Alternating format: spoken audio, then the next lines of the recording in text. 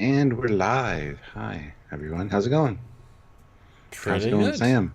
Good, good. Hi, Stuart. Hi. Nothing's happening in America. We're just doing our thing. Either way, here we are.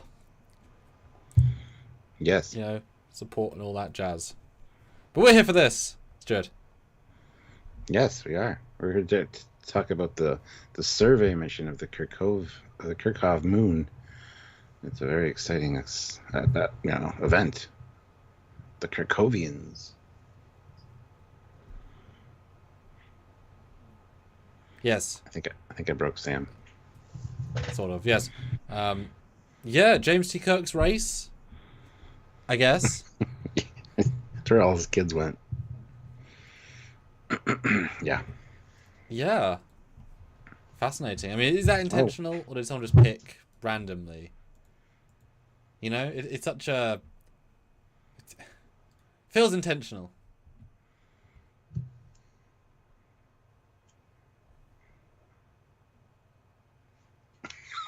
playing charades.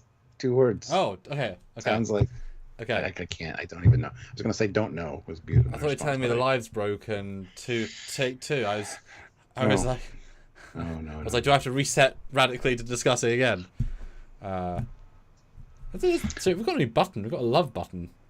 The hell? Yeah, it's been there occasionally. Love. Okay. All those other things, A it's just emojis. 100. Okay, where's that going? I don't know. It just goes into the chat. It just shows up in the chat. Right. Ah. See, they love Oh. us. They're laughing at us. They're celebrating with And we can us. both click it as They're well. shocked. So we can They're both click it. shocked. So we can do like 50,000. Yeah, So we had 10 yeah, moderators. We could just. yeah. Sorry, very fun. And Yes. I disagree with you 100%. There we go. Guys, this is a discussionable episode. Put in your super chat thoughts right now. What you thought this episode? We have thoughts, comments, questions. You have thoughts, comments, questions. Let us know with the slow super chats. Let's get to a goal straight away. And I'm going to start sharing. Hmm. And the fleet video has been updated officially, so I'm going to queue that up. Yeah. I will start sharing when you do that. Any second now, for example, could be right now. Now. All right, cool. Well, this is the new fleet video. As you said, it's been updated, so all the ensigns that got gifted memberships last time will be visible.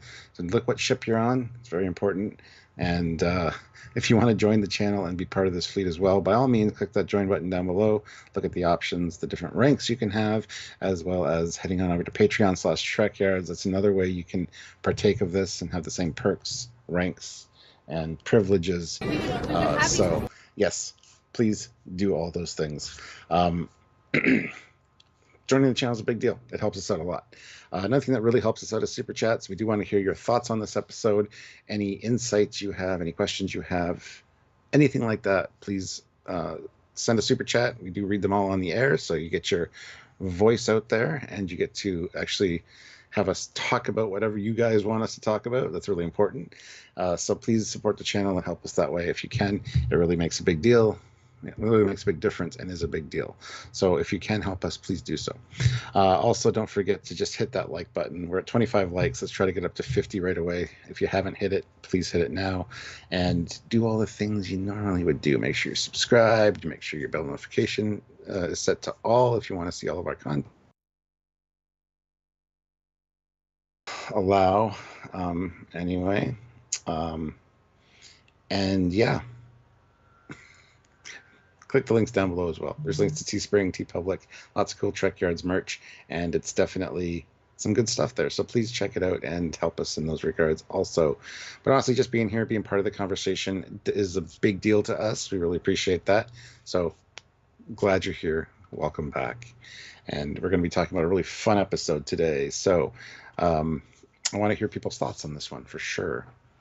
I was going into this not expecting to like it, and I ended up really enjoying it. So I want to hear your thoughts leading into this episode and whether it surprised you or not. So, like I said, super chat in and let us know your thoughts. Lots of thoughts. Jill says it's 85 degrees and 48 or 84% humidity. Ooh, and I'm willing to try 115 and dry right about now. Yeah, there's a lot to be said for humidity and heat. when Sam and I were in Vegas, it was like a blast furnace outside sometimes, but at least it was dry and it was a little different. It was more enjoyable, at least, than the humidity that we get around here. So, yeah, yeah, heat's interesting. And of course, that's another part of why the UK people in America say, only for us like 40 degrees. It's like, yes, but wet and no aircon. You have dry. You can survive 50 degrees dry. It's annoying, but it's a different feel. Yeah. Like you could have a nice sort of roughly enjoyable saunter through Vegas at 42. But like, this is not. It's that hot? It's like, I guess. Also wind, because desert. Mm-hmm. And it's gross feeling. Especially if it's hot and raining. That's the worst, because everything sticks to your body then, and it's just like, oh, yeah. Yeah, it's almost hard to breathe. How just the everything and yeah. This week on Weather Yards. I was just going to say that's our talk on weather for this week. Thank you so much. Well, look, Ray Rick's £305 already. Good to see you. Really enjoyed the episode. Great to see Ethan Peck let loose. Also, Ensign Mount background acting in this was priceless. Powerful ending with Amanda. Yeah, Pike is my standout from this episode. I love his reactions to everything. He is just killing it in this episode by not doing anything really, just reacting to things. And I think he was one of my favorite elements to this episode for sure. So, yeah, 100%. And the ending with Amanda was great. I love her little words of wisdom at the end. It's hard for a human that loves a Vulcan, and it relates to Chapel, of course. So. Yeah, it was a fantastic episode. Way better than I anticipated going into it. So that probably helped as well, in fairness. Mm-hmm. Oh yeah, expectations are huge. Surprises are nice. Yeah, especially with us with lower decks when we we were picturing that TOS cargo ship and it'll be a big deal. No. Yeah. Expectations are very skewed on that one. Yeah. Patrick throws in €11. Patrick. This was, for me, the best episode of this season yet. Loved how Ethan played a full human. Pike's good as always. The Vulcan mother was just perfectly awful. And as always, completely in love with Chapel. Yes. Chapel's a sweetie. Yes. But there's a poll, Stuart. There's some interesting questions. Let's go read the poll, everybody, and go vote if you're not right now. us. Right now. Do it. I won't. There. Open. There we go. Is this your favorite episode of the season? Actually, yes. Or it's joint amazing with another. Nah, another episode is better. And worst of season 2. Oof.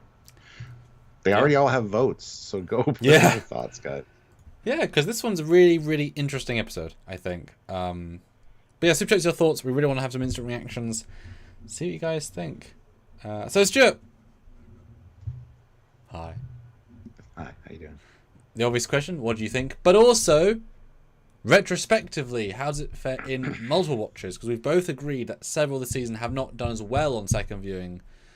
Yeah. How did this one do on second viewing or subsequent? I think this one's much better on subsequent viewings. Each time I was noticing smaller little things, just reactions to things, what everybody's kind of, facial reactions, things like that. There's a lot to like in this episode. And yeah, like I said, I didn't have high expectations going into it, which I was pleasantly surprised. And I'm willing to admit that I was wrong on certain things. If I don't expect an episode to be good and it's amazing, I'll say so. And this was an amazing episode. Best of season 2 so far. It's up there. It's close with another one probably, but we'll have to see where the scoring comes in at the end for that. Like I said, Pike was my standout. I really enjoyed his reactions to everything. Good to see to Pring back, or is that her name? Yeah, that's her name. To Pring. Always pleasure to see her. And actually, it came off really good. Her mom wasn't as bad as she could have been, I got to be honest. The dad, though, was amazing. I loved his little quirk of loving the actual flavored food. And he's very he's one of those that kind of changes his opinion based on what the wife says. So I think that's hilarious. Even in Vulcan culture, you have that. Let's see. Chapel, great. All the side characters had something to do. Sam Kirk got yelled at, which was awesome. This is the first time we've seen him this season, and it was Kirk. The Kirchhoff moon, which is in the Vulcan system, is interesting. It's not around Vulcan because Uhura does say that it's like the signal can't go farther than a light year, so it's. And to jump in there, they say it's at the edge of the Vulcan sector. Yes. So it's actually really far out. I guess as far as they definitionally can make it a Vulcan moon. Yeah. I guess. Yeah. I call that second time. So, I'll throw that in there. Anyway, yeah. So that was interesting, but Kirchhoff for a moon and the Kirkovians, and then them being named blue and yellow. All of those names sound very lower decks-ish to me, and it is an interdimensional highway. So I'm wondering if, as Samuel said, he was kind of expecting this would be the introduction, like Mariner and Boimler would come out at the end and be like, then not seen until 2 episodes from now. But yeah, it was, that felt a little bit off. That they have to go do a survey mission of this when it's in the Vulcan sector. You would assume the Vulcans would have already covered it, analyzed it. Don't know if this new anomaly just cropped up. They don't say that.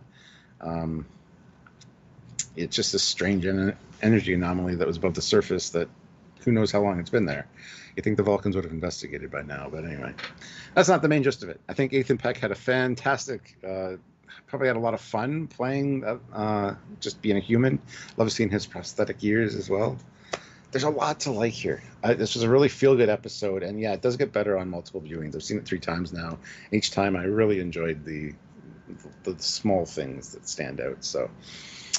But yeah, that's kind of where I sit with it. I thought it was great and probably one of the best of this season so far. Maybe not the best, but close. So, how about you? What did you think? Well, I'll start with a rewatch question because I think that's I found the chapel stuff with the aliens less interesting second watch, just because they're very surface level. But I found the interplay stuff better second time because you get to appreciate, it's going. So it's a slight. I was kind of tuned out on the other stuff, but what I mean? It's not a complaint. Just there's a slight disparity of what I enjoyed in second watch, but that's just what I found. I think my favorite of the season. I think it's trying to do less is the definition of a bottle show, but by trying to do less, they actually achieve a lot more because they let the actors shine. The dialogue is luckily sharp. The actors approach it in a very balanced way in that there are some moments of silly, some moments of grounded, some moments of dark. It's not one or the other. Therefore, like when he starts to be Spock, you could be annoyed by the over-the-topness of it. But then there's so many beautifully nuanced moments from Ethan that just, as the character grows into that, the performance changes, and that's what keeps you really in it because he's evolving throughout the episode. You physically see it and feel it. So that's really good. The dialogue's really on point. The acting's really, really good. Like you say, Anson's superb. He's a comedic actor without realizing it, as in, like, we didn't necessarily realize it. A far cry from being scared about his own death in episode 1 of season 1. He's hashtag loving life right now, and he's not that. Well, I guess they're not busy, but spending an entire night to make Vulcan food. What a lad! Like, Spock's not his best friend or anything. Like, Spock's just his science officer. Like, they're friends, but they're not anywhere as close as Kirk and Spock are. So the fact that he's spending an entire night, hey, good on him, right? Chapel's good. The side characters are good. T'Pring is excellent. I'm annoyed by the end because that arc is quickly winding up, and it annoys me because she's really good. There's, and I can see why Spock and her got on because she is way more emotionful than a normal Vulcan, but she does it in a Vulcan way. She can express. It's so interesting when you watch her the second time. She can express verbally the feelings that are suppressed. So it's a because with Spock he accepts emotion in a way that others don't. So if you're normally with a normal Vulcan, they would not want you to say I feel this. They say I believe or use much more closed language. Spock is not like that, so she's able to use a different cadence and I think she as the character appreciates being to be a bit more full, a bit more unusual with him, and it's sad to see that go up in flames, because it's a really nice, unusual dynamic that, because we know of the TOS stuff, it helped them ground the potential. You know, you skipped all the dating stages, whereas if we were to re-establish this with a new character, you'd have to re-establish it in a slow, methodical way. They kind of skipped that with good writing. It'd be hard to do a second time. The mum's great. You sort of hate her, but you understand her, which helps. And the dad should get his own spin-off. Hashtag justice for not Lard, to Pring's dad. Hashtag justice for Pring's dad. There you go. To Pring's dad, Hell's Kitchen. Yes. That food is wonderful. It is passable. It is garbage. Every episode. Yeah. So no, really, really enjoyable. Like a second time, a bit shorter, I'd like it. But the good is fantastic. So there you go. Perfect. Yeah, really good. What do you think about my note about the rewatch with the alien stuff being slightly less good second watch, or do you disagree? It's such a like minimal thing anyway. Yeah. I don't know if it's worse second time around. It's just what it is. I mean, it's talking to like tech support essentially. You're out of warranty and you don't have your receipt. There's no sense contacting us. So it's good to know, even when you become an interdimensional being, that you still have to work a shitty job doing tech support. I mean, you might enjoy it. Maybe, I don't know. I'm sure Vulcan would. But Jill says, we need a road trip with Pike and Pring's dad. Yes! Oh, yeah. A shuttle trip. That's the new Galileo 7 episode. Trip. That's a foodie trip for sure. He volunteers to help Pike get fresh ingredients. And Pring's mum sees it as a yes, do the hard work, and he's just there just eating food and telling stories, and that'd be great. That'd be great. But Jill also throws in $1.50 with a hot dog. Thank you so much, Jill. Actually, I'm going to be making sausage dogs after this. I'm going to be grilling some up. So. All right. Real sausages. Yes. Not hot dog sausages. Good. Although those are wieners. Sure. Sausages. Sure. And also, guys, let us know in the chat now. Are you team to Pring or team Chapel? Even though they both fail, but just saying. Let us know in the chat right now. I want to know. Spam us. To Pring or Chapel. George Mangrum, member for 28 months at the rank of Admiral. That's amazing. Thank you, George. I love this episode. I have it tied with the La'an and Kirk episode. They will be hard to beat the rest of the season. Maybe the Mariner and Boimler episode can top them. Yeah, that's kind of the other one that I'm kind of like wrestling with. They're both good in different ways. I think this one might edge it out just a tad. But we'll see. We'll see how it goes. Well, it's like my big comparison, this and last season's Body Swap. Which is better? They're different. And they successfully are different, as I said to you earlier. One is like Alien, one's like Aliens. It's better in some ways, weak in other ways. They're the same story, moved on, different scenarios. It's shockingly how separate yet similar they are. Very well done. Yeah. Ray Ricks throws in £2 and says the Kirchhoff bureaucracy. Yeah. Sounds like an episode title for The Big Bang Theory. Yeah. Which we're rewatching, by the way. Ray Ricks, member for 16 months at the rank of Commander. Best line of the season, a Vulcan bladder should be more resilient. Oh, yeah, absolutely. It's that, for me, it's that one flag. It's a stupid line, but it's great, because she doesn't know how stupid it sounds, but there's a seriousness to it. But it's not quite cringe, but it's a shockingly good line because how stupid it is. And those are hard to do. It's just funny to hear I have to go to the bathroom in Star Trek. And then you just actually see a bathroom. That's cool. Boy, I gotta say. Bloody hell, Pike's bloody quarters. I mean, Kirk, he gets a wash basin and a pull-out bloody urinal. And this guy gets a 5-star restaurant, adjacent hotel, bathroom. What the hell? What did Kirk do to get the largest emotion in quarters ever? Fuck. I mean, those are a luxury. Luxury. Right? Yeah. Sorry, I'm not venting. It's just shocking to see. And it comes with your own communicator. I mean, it's got a a complimentary communicator in the bathroom. That's awesome. Yeah. We'll get to that. All right. Well, let's start this thing off, and it starts with a nurse or Christine Chapel log where they're talking about they're heading to Vulcan. They got to do this survey mission of the Kirchhoff moon and the strange energy anomaly, and then talks about downtime.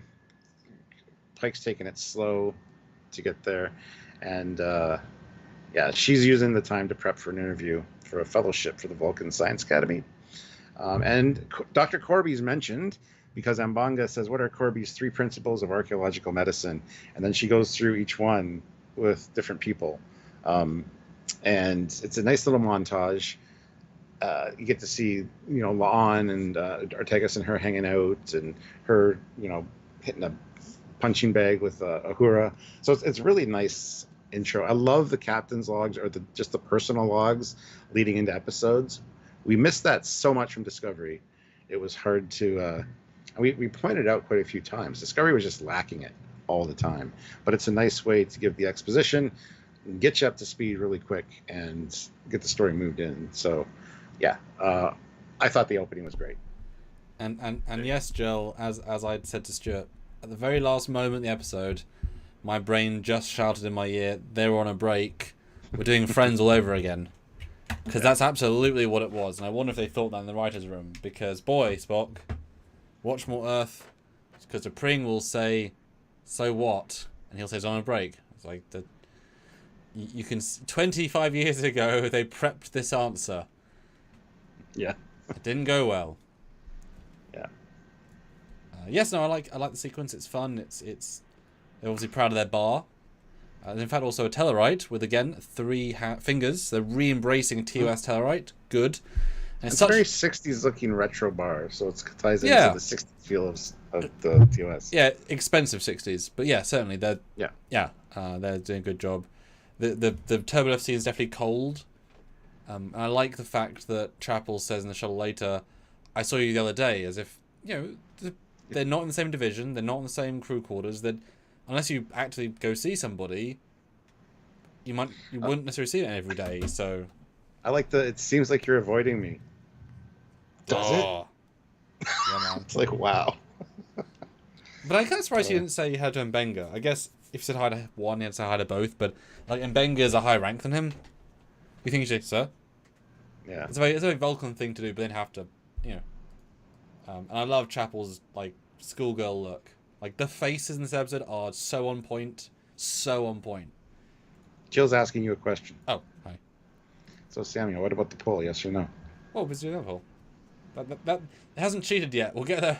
There'll be more people near the end. I want to have this she's asking you your opinion. Oh, favorite we'll see episode by of the the season. end. Oh, what? See by the end. Yeah, I mean that's part of the structure of the live. Then you talk to Spock's log, same thing, and certainly on second watch you do realise they just filmed these cutaways and they just took the ears off and ruffled his hair for each setup, so it kind of feels more similar. But yeah, the a lovely Enterprise callback, which might just be a setup, but it's actually an Enterprise callback that Vulcans don't really like how humans smell because they smell because we're apes. Mentioned in TOS too. Okay, yeah, it's more of a big deal in Enterprise. Yeah. I feel like anyway. So yes, I have suppressant. But he uses suppressant, yeah. I'm kind of surprised about because I'm pretty sure a Vulcan would. Yes, it sucks to smell gross humans, but a sense of smell would be very useful on missions. That's exactly what I thought. Yeah. Like, I mean, he's young. I don't think for a second Nimoy Spock had suppressants. Like by that point, he was used to it by that. Yeah, I wouldn't have thought. I put money on that. I'm pretty sure he smelled at least one thing. But Pike's lovely. They're taking cooking as a hobby is interesting. But hey, cool. I love seeing a room of blue as well. Science officers, you never see that in Trek. Almost never. Yeah. And of course, Sam's moustache is a full point. He's looking good, man. Looking good. Love how Spock cleans up after him, wipes the crumbs away. He's so oblivious as well. But is it logical just to put on the floor the crumbs? How is that an improvement? Space vacuum Rumbas. cleaners. Yeah. It'll be gone in like 10 minutes. I'm just saying. And the bar scene. Ooh. It's like an Yeah, Captain aquarium. Corky, member for 16 months at the Rink of Ensign, though, Oh, says, thank you. I've got you guys blasting at work. Go, Trekyards. Go work. Yes. Merlot, how does Paul deal with it? She dealt with it. How do people who deal with sewage deal with it? They deal with it. Become nose blind. Yeah, you can get. Yeah, Captain Corky. Yeah, you can get used to anything. Kind of. If you evolve from apes, what do Vulcans evolve from? Don't know. There's your answer. Then, there's a small shout out, but I love T'Pring's initial hello. And of course, it's now on a TOS monitor. Which, little story about that is that there was a TOS monitor, a black one, in the alternate universe quarters, ready room for Kirk, which we pointed out. It disappeared later in the episode, as I do not think it has reappeared yet. I think it's the first canonical appearance of this comm. Now, I like that, but also, why is it black, and why is it clearly just 3D printed plastic? It looks... Oh, it looks like shit. It looks like so much... It's not finished at all, and the gloss black is just not doing it any favors. Like, you can tell it's like woody plastic. It's the worst looking piece of the set. That I feel that's intentional, though. I'm gonna be honest with you. Maybe. Because I feel like they said, right, we're gonna give them a thing. It's gonna be literally what they did. It'll look like shit, but we're not gonna change it at all because it does look. I mean, it's the same goddamn design, right? But why is it black? I don't know. I thought, I noticed it was black in the episode with the Ron and Kirk, but I guess it fits his desk aesthetic, which is black. I guess. But hey, I love it. No real-time holograms. He's talking to her on a TOS monitor. Now, given combine that with the T'Pring moving on from that storyline, you'd said that the TOS music, there's some musical cues. This element. We joked about it, but are we actually moving elements slowly into TOS? Because that is a TOS design. Every season? Could be. Could be. Because Fingers crossed. Fingers crossed, yeah. Because it's so nice, it just works. See her on that little shitty screen, this little 4x3 little shitty screen.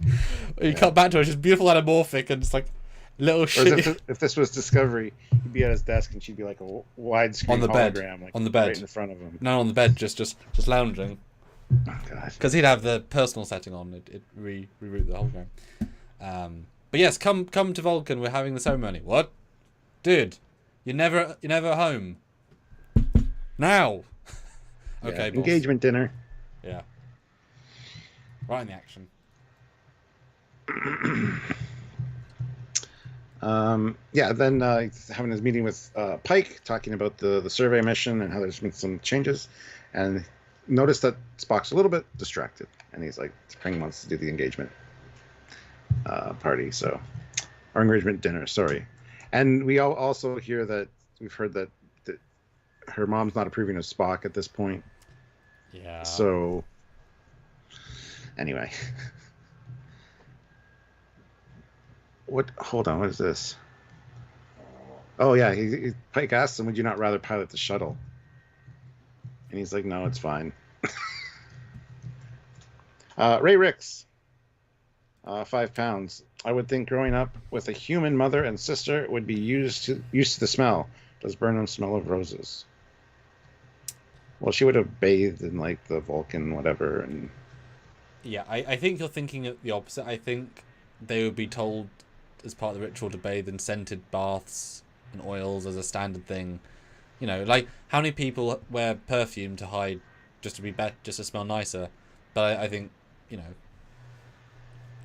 don't want to mess around with the culture you're on the planet of. You're gonna work towards them, so I'm sure they scented themselves, and then Amanda just forgot. / of course, the mother's a bit annoying, so she's like, "Ooh, I smell through the perfume. I hate that perfume." But yes. Now, what do you think of Pike's multicolourful back thing? 'Cause it's so distractingly TOS in this. It feels more motion picture to me than TOS, but I do like it. I think it's a nice little touch. But it's kind of distracting at times, yeah. But it distracts with TOS colours, so it's okay. Yes. Yeah. And that was definitely not that busy last season. That's definitely... I like it. You're right. It's very TMP design, but very TOS. Yes. Yeah. And I love this idea of, if I... Oh, we have a passenger. Great. The work will distract me from my. Oh, it's you. Shit. Love it. Nice edit. And like I said, it's good to see you, Nurse Chapel. I saw you 2 days ago. You didn't say hi. I have duties. Spock, everyone's on time off. You look very nice. Yeah. And I love the fellowship she's going for is archaeological medicine, which is really important at the end. Which is great.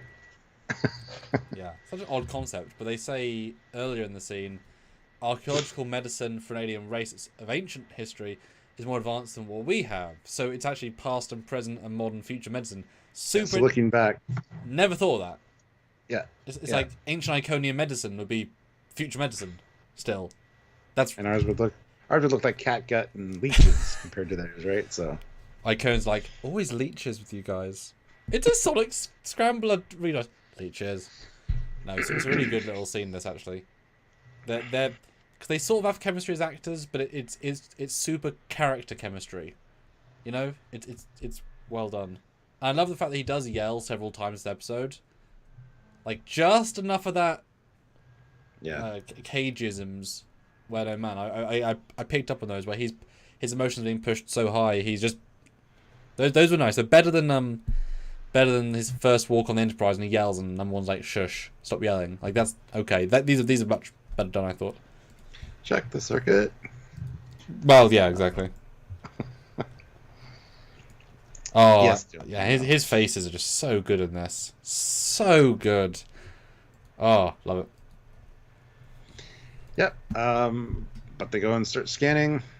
There's a weird signature, unusual reading, so they approach the vortex. And no worry, apparently. Just... Yeah.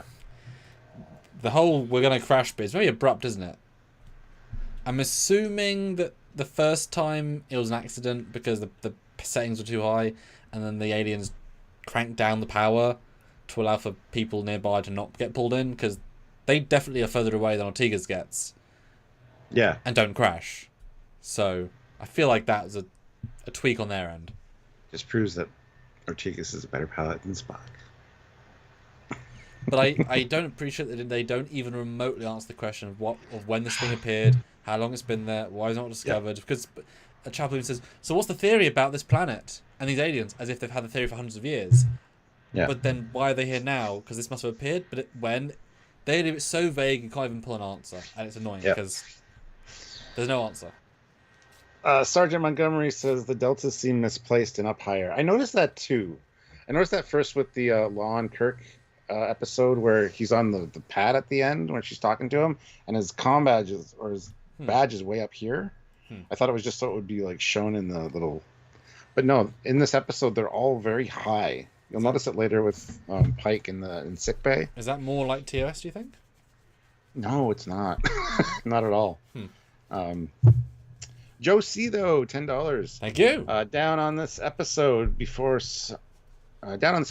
saw it, humanizing Spock again. DC Fontana once said it was happening too much in TOS. Then saw the episode. Funny and touching.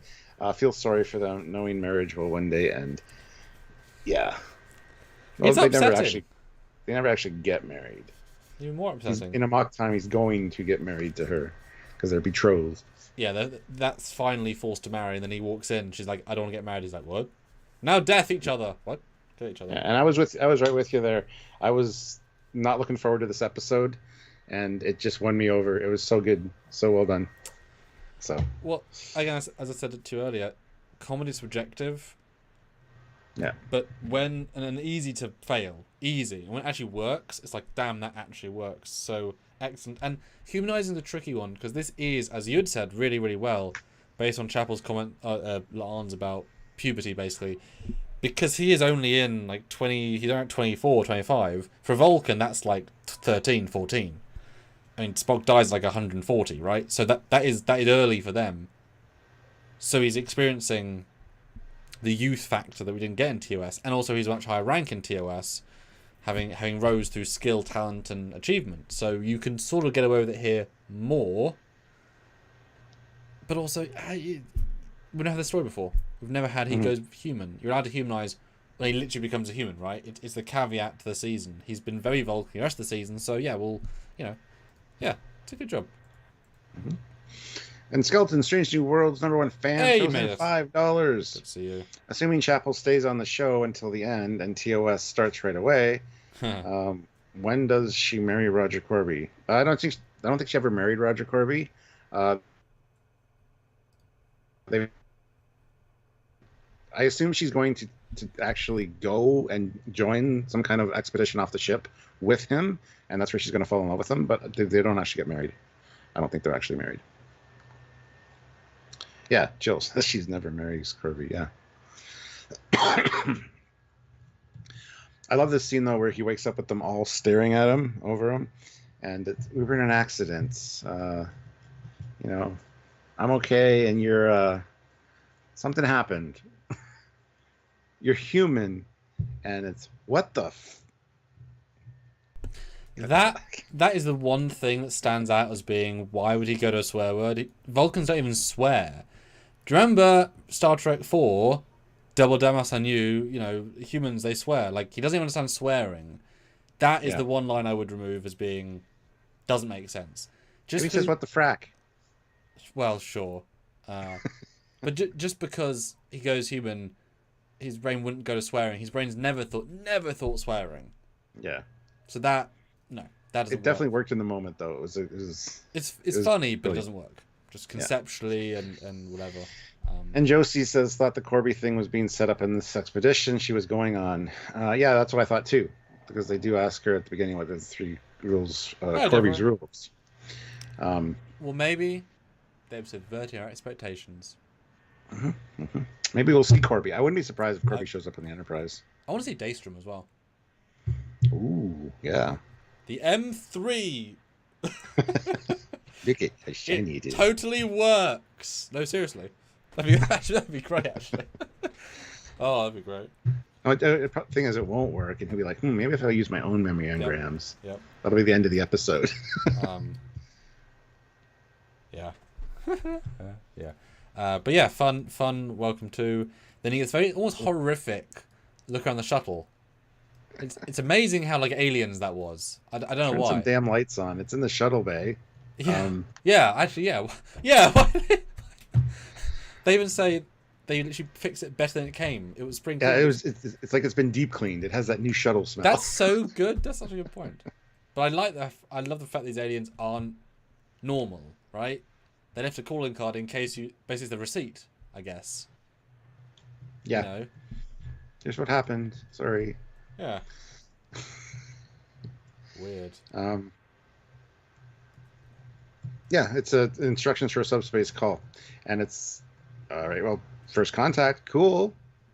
Patch that through to the view screen. Yellow. Your name's Yellow. Yes. Literally yellow. That's why I thought they said first time. Yellow.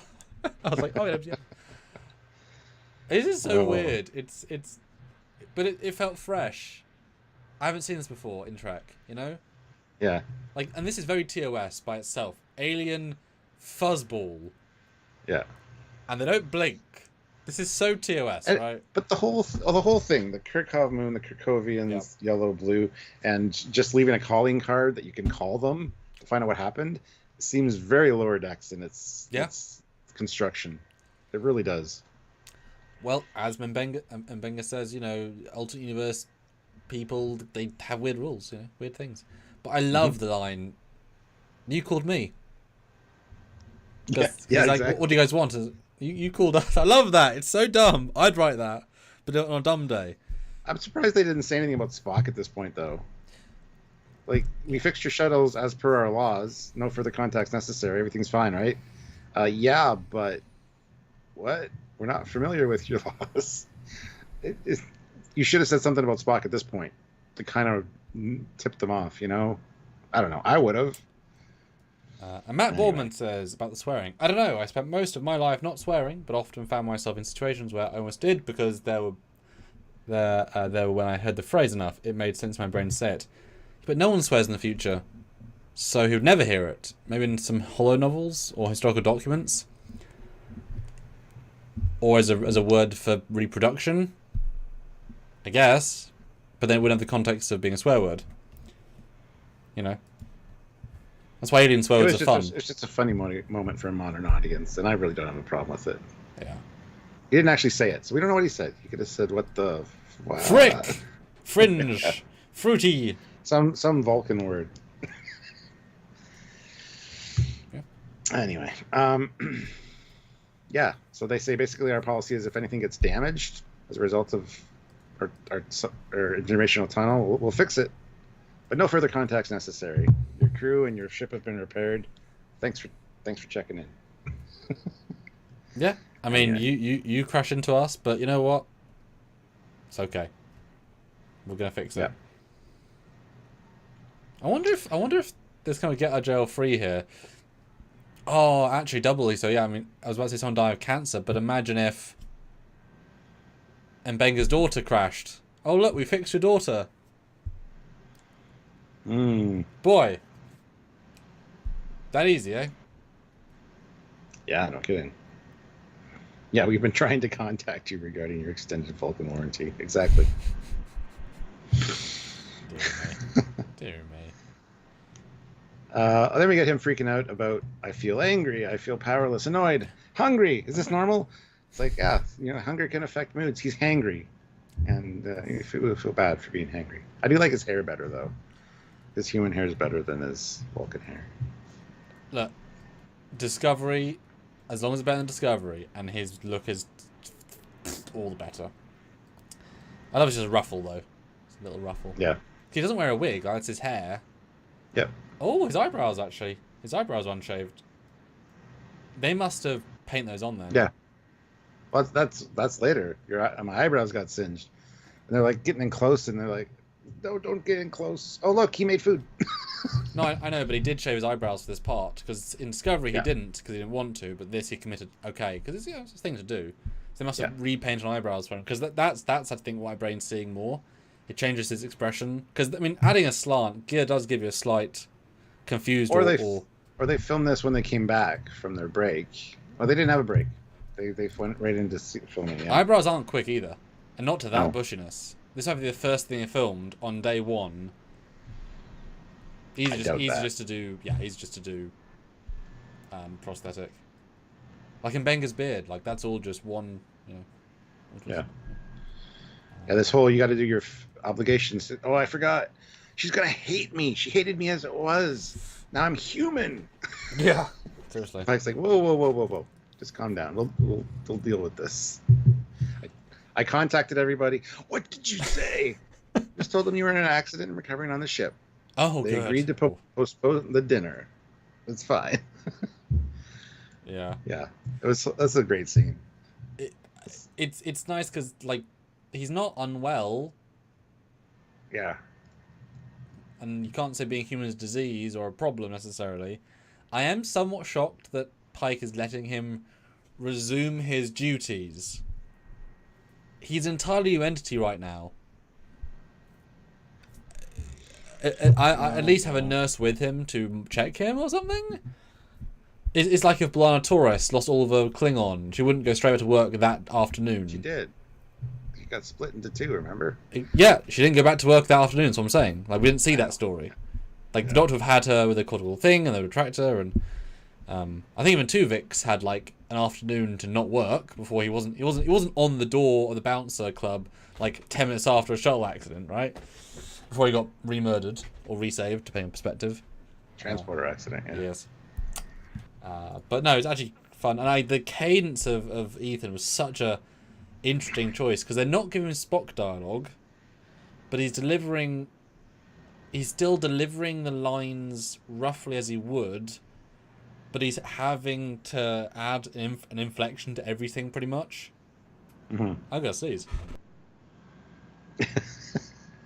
No, that's you. Hit the like button, guys. 78 of you here, 51 likes. Let's get to 75 likes. Hit that like button. Right, I really appreciate that, because human Spock is not Ethan Peck. A human Spock is Spock, who is not in control of his vocal flair as much. And I really think most of the scenes were really good at that. Because it's a hard balance to do. while throwing in some over-the-topness because, of course, he can't control what he's thinking and feeling. As they say, it's about impulse control.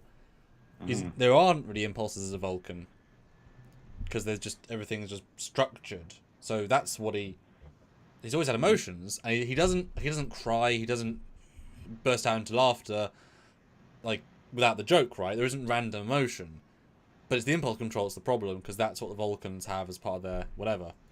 Interesting. I made a montage of a few scenes. The laughing, which goes on way too long, and then he downs a drink, and then the experiencing bacon for the first time. What is that lovely smell? And people are debating where the bacon comes from. I assume Pike would use real bacon. It was probably just in the ship's stores. I'm sure they have a lot of like real food. But yeah. Although, also, a little note, he's drinking water in the Vulcan bar scene. He's drinking booze in the second scene. Very subtle in the first one, but he does do it. And I appreciate no drunk Spock scene, because that would have been too much. Yeah, the bacon's tricky, because in theory, it's synthesized meat. Because you wouldn't think it'd be real meat. Like, conceptually, it should be synthesized meat. Yeah. Now, but I have a feeling Pike would use real meat, though. Yeah. Captain's prerogative. There's probably there's stores on. But he wouldn't fit to Spock though, as a Vulcan. He'd have the respect not to. But at this point, fake bacon should smell like real bacon, right? Yeah. Like it's just created. Like, and there aren't replicas yet. Well, there are in Discovery, but fuck that. But in TNG, everyone can eat bacon every day. It smells, tastes like real bacon. It isn't real bacon, right? Yeah. Well, it is, but it's fake real bacon. So yeah, that could be debated. I think it's probably still fake bacon, but Spock still doesn't eat even fake meat on principle, which seems like a broken principle because of course if it's not real meat, there's no problem. They didn't make a point of it, so it's kind of hard to judge if there's a point to it. But it does show that the no suppressors, they stopped him from enjoying bacon beforehand because he probably would have enjoyed the smell beforehand. I mean, being human doesn't mean you enjoy bacon, right? It's just that he wasn't allowing himself to smell, therefore he wasn't embracing. Food is a bit like that smell, so I think it's more gentle.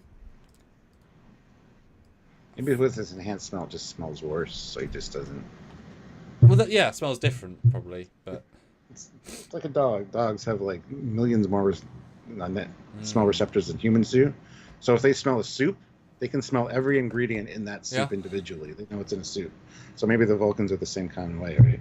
Well, we know women have a strong sense of smell. I don't know if that's true. I think that she was just saying that to the bitch. Yeah.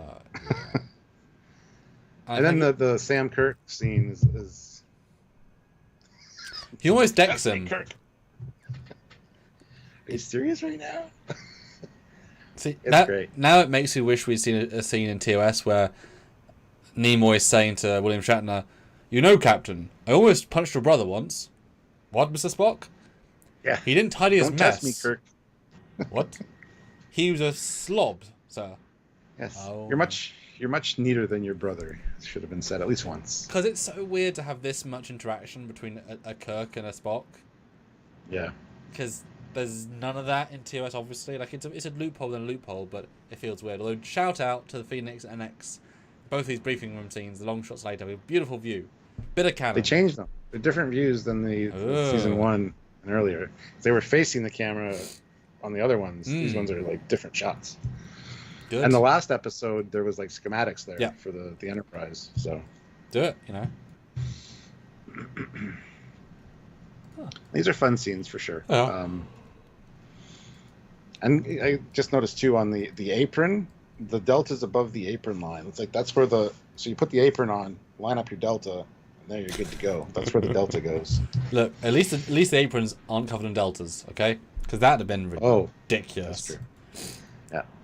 Oh, I love it. Let me get him talking to La'an and feeling things. Many things. She's kind of explaining about being an adolescent and how you go through all this stuff and it's really hard to deal with. And he's like, I'm feeling things. She's like, yeah, I'm out. Yeah. Sternbow and Alkmaar were for 34 months at the rank of ensign. Felt like a do-over of Data from Generations. Oh, yeah. Yeah. Yeah, but with a much longer time to have. Yeah. And less about ridicule, because anyway. Sorry, I lost track of the. Oh yes, yeah, fun scene. I mean, La'an's a nice looking lady with some points to her tally of coolness. Mm-hmm. And it's funny, as chief of security, she's like, she's looking after him, and yeah, it's and it's an interesting way of approaching the scene. Him vocalizing every emotion. He's not necessarily expressing it, because how do you push that as a Vulcan playing a human playing a Vulcan, whatever? But to say it and then have a little bit of nuance is a nice way of him like having the no filter, but making it clear to everyone else. Yeah, it's well handled. It's a nice approach. It's like he's like, I'm hungry. Oh, I like you. Oh, wait a minute. Now I'm embarrassed. Yeah. It's like, yeah. It's really good. Then you get the first of the Survivors Guild, where both people felt like doctors. Nice medical sciencey doctors. I like it. Mm-hmm. But she is late for a very important date with Vulcan snob number 5,430. Yeah. Who doesn't like having a neck. What a choice, Vulcan. What you chose that, did you, this morning in the wardrobe? Not impressed by her essay. No. But it's interesting, the reason as well, because she was too creative. Yeah, it deviated too far from that. It's like, I just wanted to make it my own. You get taught that in school all the time. Don't copy the textbook word for word. Make it your own. Yep. And they're like, no, memorization's important to be in my semester. It's like, whoa, okay.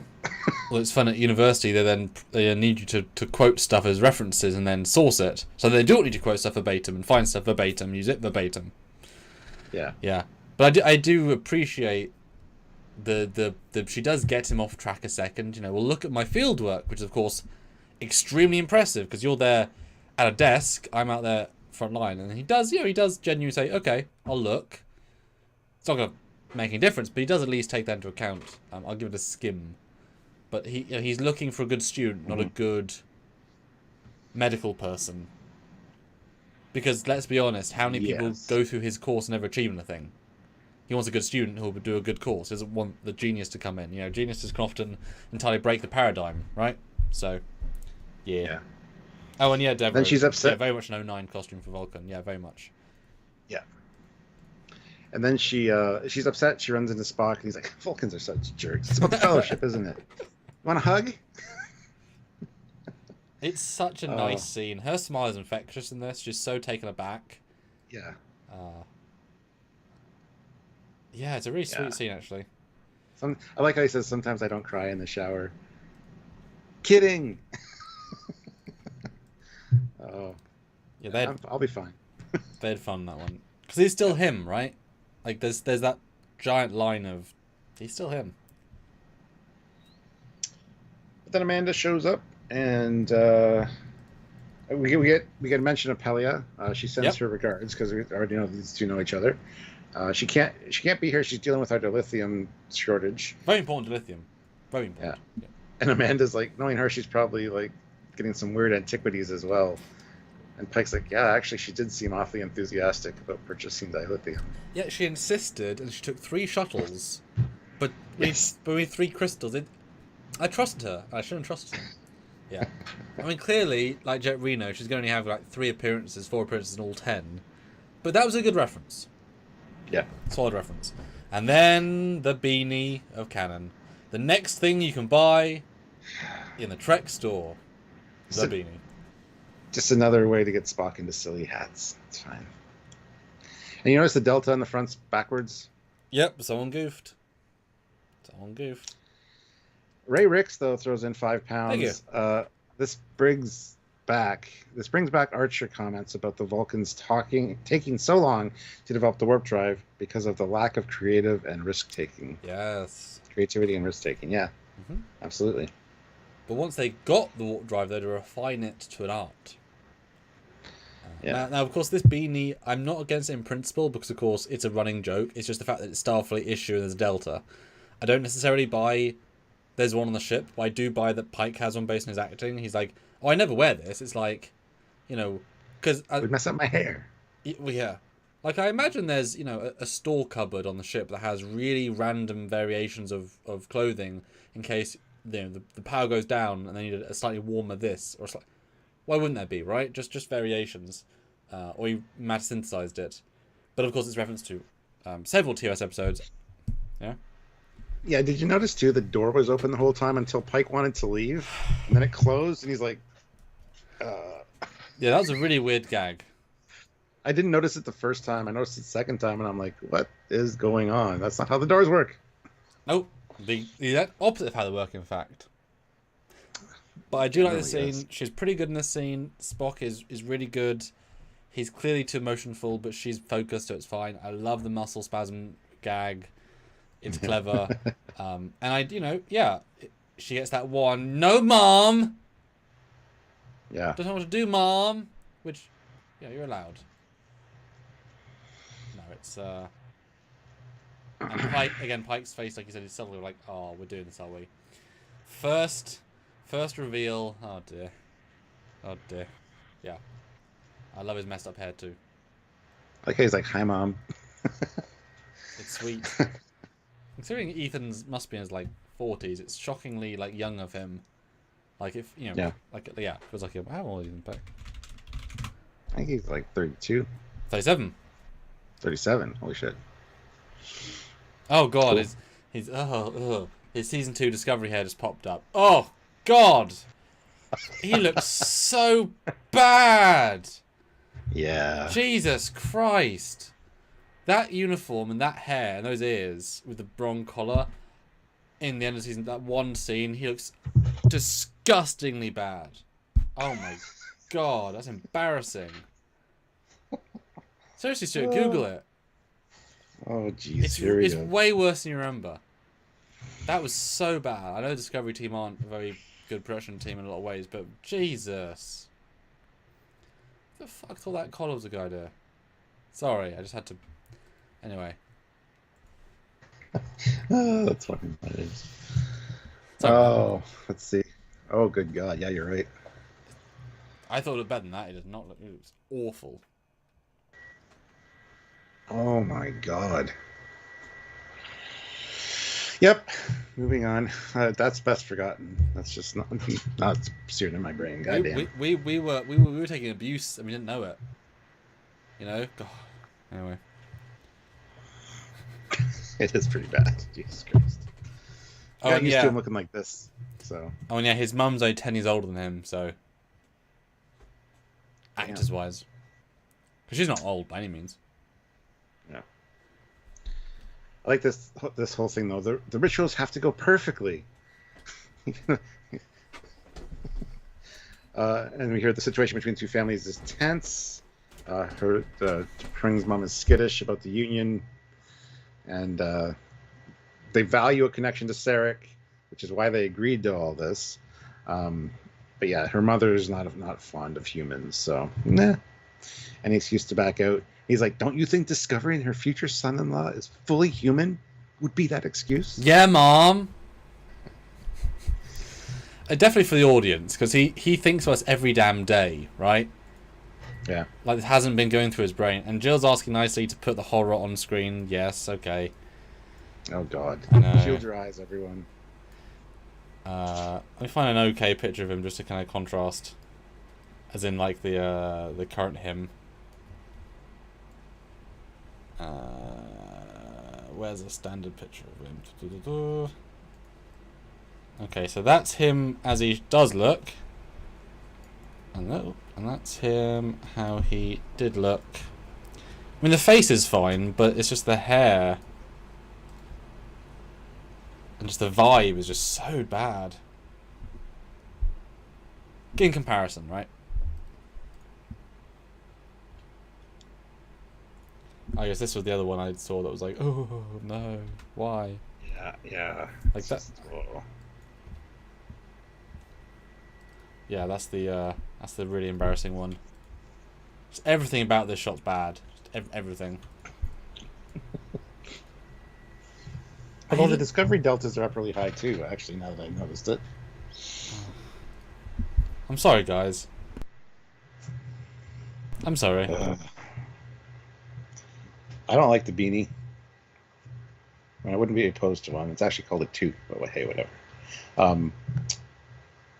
Yeah, I don't like wearing toques because they definitely mess up your hair.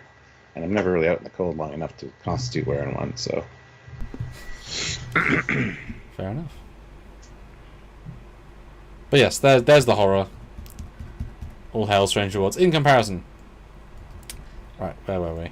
But they're going to teach him how to lie. Yes.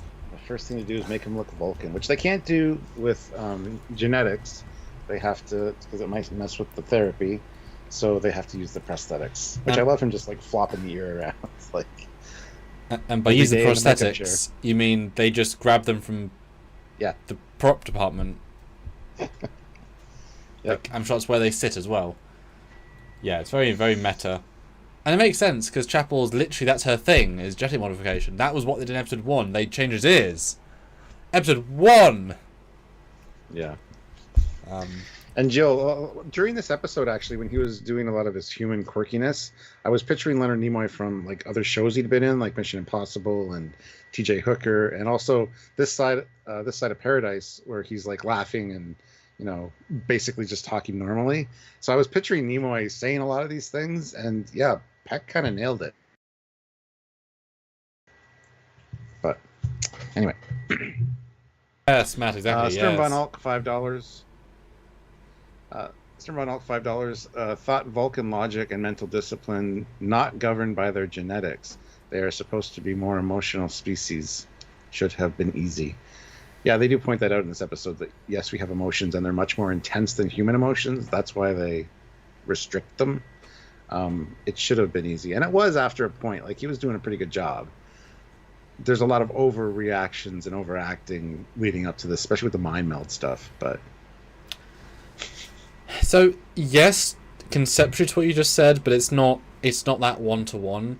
It's not so much that he became human, therefore he couldn't control his emotions. Is that his brain chemistry changed, how he saw the world, how he experienced the world.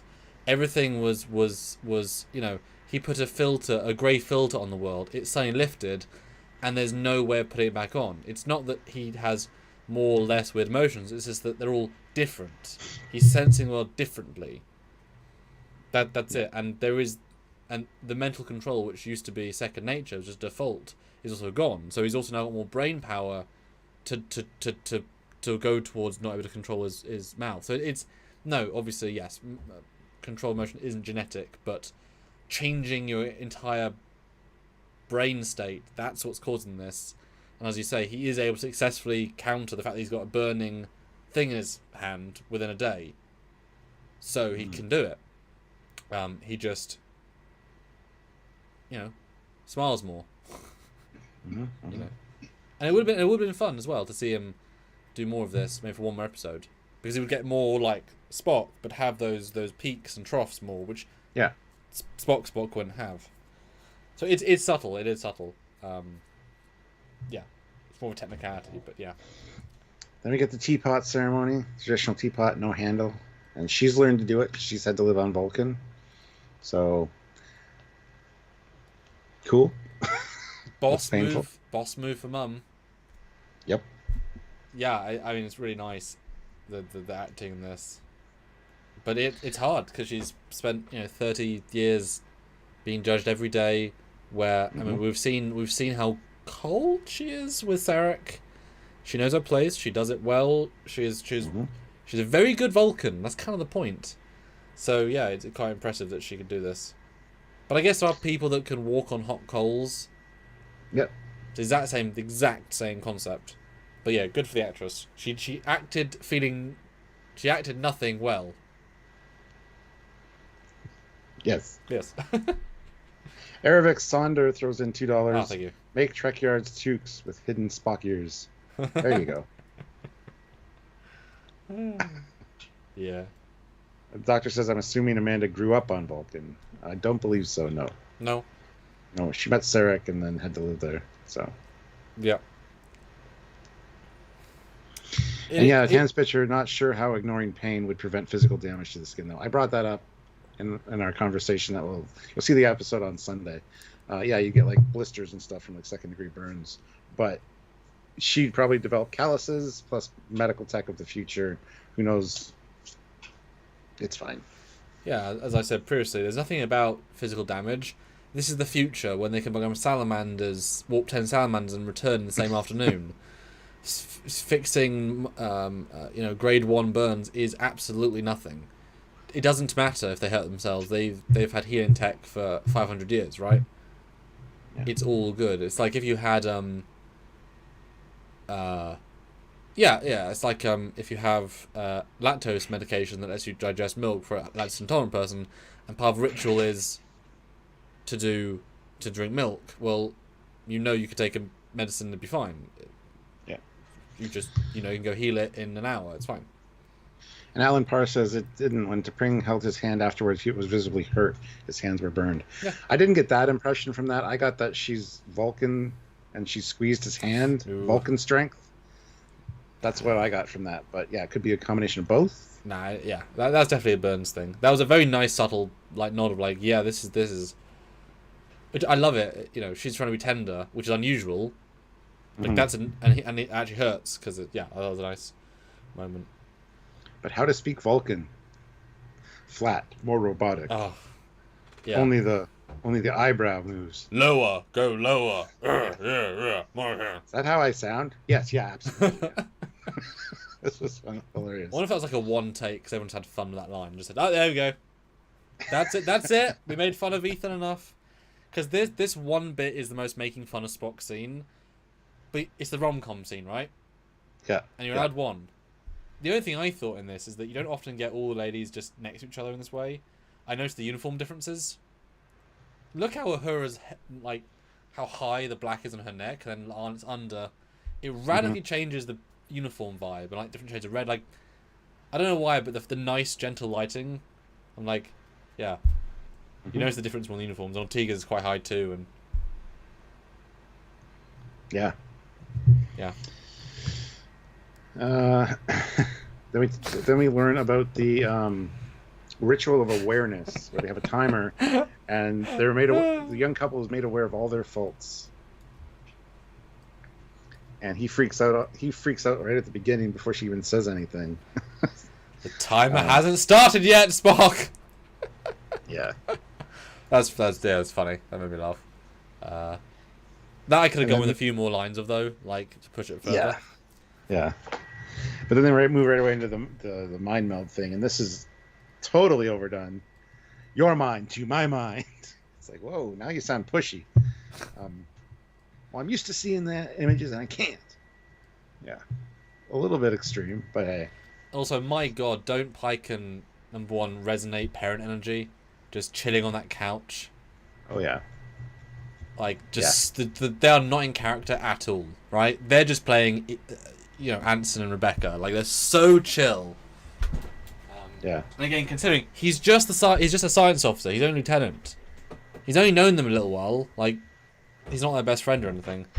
But I think it's more a case of you're with the principal and the sub-principal, and they're saying do a thing, and you're failing. That's the stress point. I don't think it's necessarily he's ahhing about he can't do it. But the irony being, this is the one thing he can not act. He just touches his hand. He doesn't move. I see a field.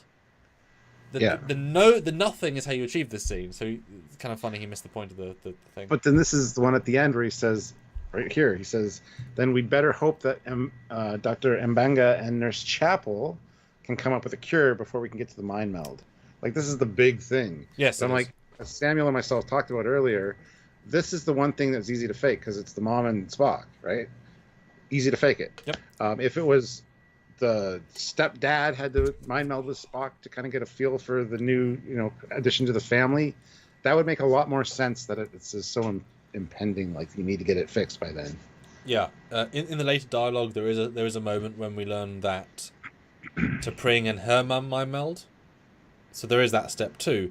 But I said in the other video that you guys will see on Sunday that it would have been far more engaging. This is all good, right? But I think it would have been far more fun if as a testament, because my melds are very intimate. They're not Contra sharing intimate, but they're intimate, or brain swapping intimate, which is even more intimate. But yeah, if Spock, as you know, the man of the house goes to the dad, mine's with him, and then Amanda with T'Pring. I'd love a T'Pring Amanda moment. Like, they've earned that with their just the way their vibe. They both care for Spock. You know, and I'm sure feeling a human's brain would let the actress kind of be more human for 10 seconds. That'd be really fun. And then you cut and you see the mum's like, "Ugh, you felt something, did you?" You know, or whatever. That'd be fun. And the dad, he actually likes Spock. I appreciate the kind of like I actually kind of like this guy. Like, he's like, I like going golfing with Sarek. Right, we get on well. And then you know, oh no, the other thing to come. Small thing, because the problem is that they can, like, not that the mind meld is failing, because there's no proof either way. It's just that they think that the other mum can guess that they're not mind melding. But like I said, it'd be more interesting if the dad actually mind melds them, and therefore there's an actual proof point. Aravik, because Sarek hates Spock, and Spock's a dick to him. I don't remember why. Yep. But it's a TOS thing they can't move away from, and Amanda's a great loophole. But because he chose Starfleet over the Vulcan Science Academy ages ago. I also loves Burnham more. That too. Good. Oh, and I was right. 100 votes, Stuart. We can end the poll and hopefully get some more super chats for you guys' comments on your thoughts as we're halfway. So I asked, is this your favourite episode of the season out of the 5? 42% actually, yes. Pretty high. It's joint amazing with another 34%, so that is really high. 18% nah, another episode is better, and 6% the worst. Now, if you say it's the worst, let us know why, because I cannot see how this be the worst of the season personally. Let us know. Yeah. And Cosmo says 80 watching, 100 votes. Yeah, that happens all the time. People come into the stream, watch for a few minutes, and then leave. They hit the like. So a lot of times we have more likes than people. Which, speaking of, we have 81 people here and 64 likes. So we should be able to get to at least 80 easily, maybe even 100. Hit that like button if you haven't. Yeah. And yeah, please help us out any way you can.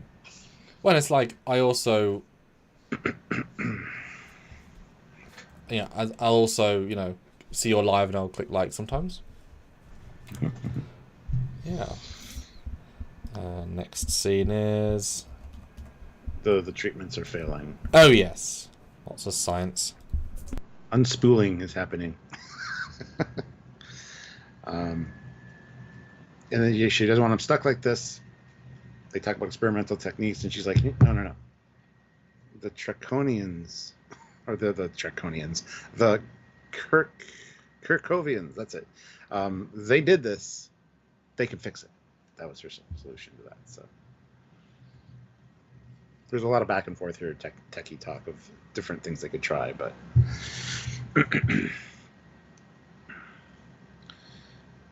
are we doing a new poll? Do you have an idea? Negative. Not at this moment. That's why I didn't have a poll. Alright, cool. But yeah, it seems good. They both seem like good doctors, apart from they're both failed. Like, they're good doctoring, but the point is they've failed. So we're going to go radical to the place you should have gone first. Yes. Yes. I love the way this is. So you want me to fly the three of us into another dimension so we can talk to some ancient aliens? No. That's not it at all. I want you to fly us adjacent to another dimension. Right. So we can send a signal to some ancient aliens. That's different. Ancient aliens. ERT is king, member for 3 months at the rank of ensign.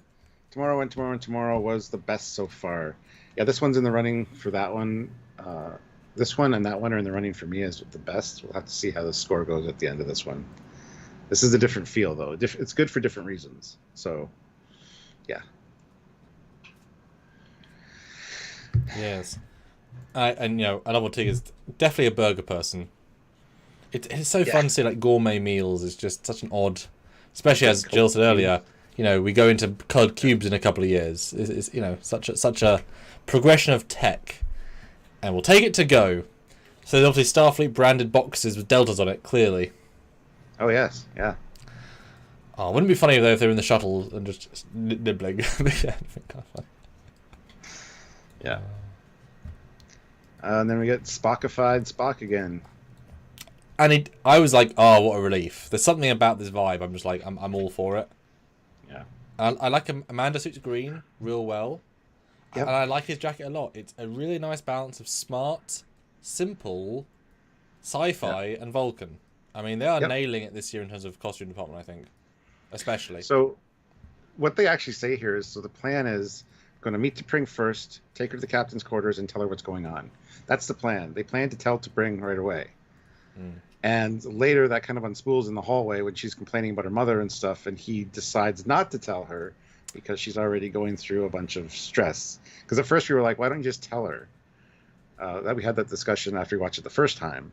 But then on subsequent rewatchings, I noticed that that was the plan. He just didn't go through with it. So, and plus she didn't want to put the burden of her trying to lie to help cover it up on her, because she can't lie if she's a Vulcan. Dave, 2 pounds, catching live for the first time in a while. Hi guys. Hey. Hi Dave, welcome back. Welcome.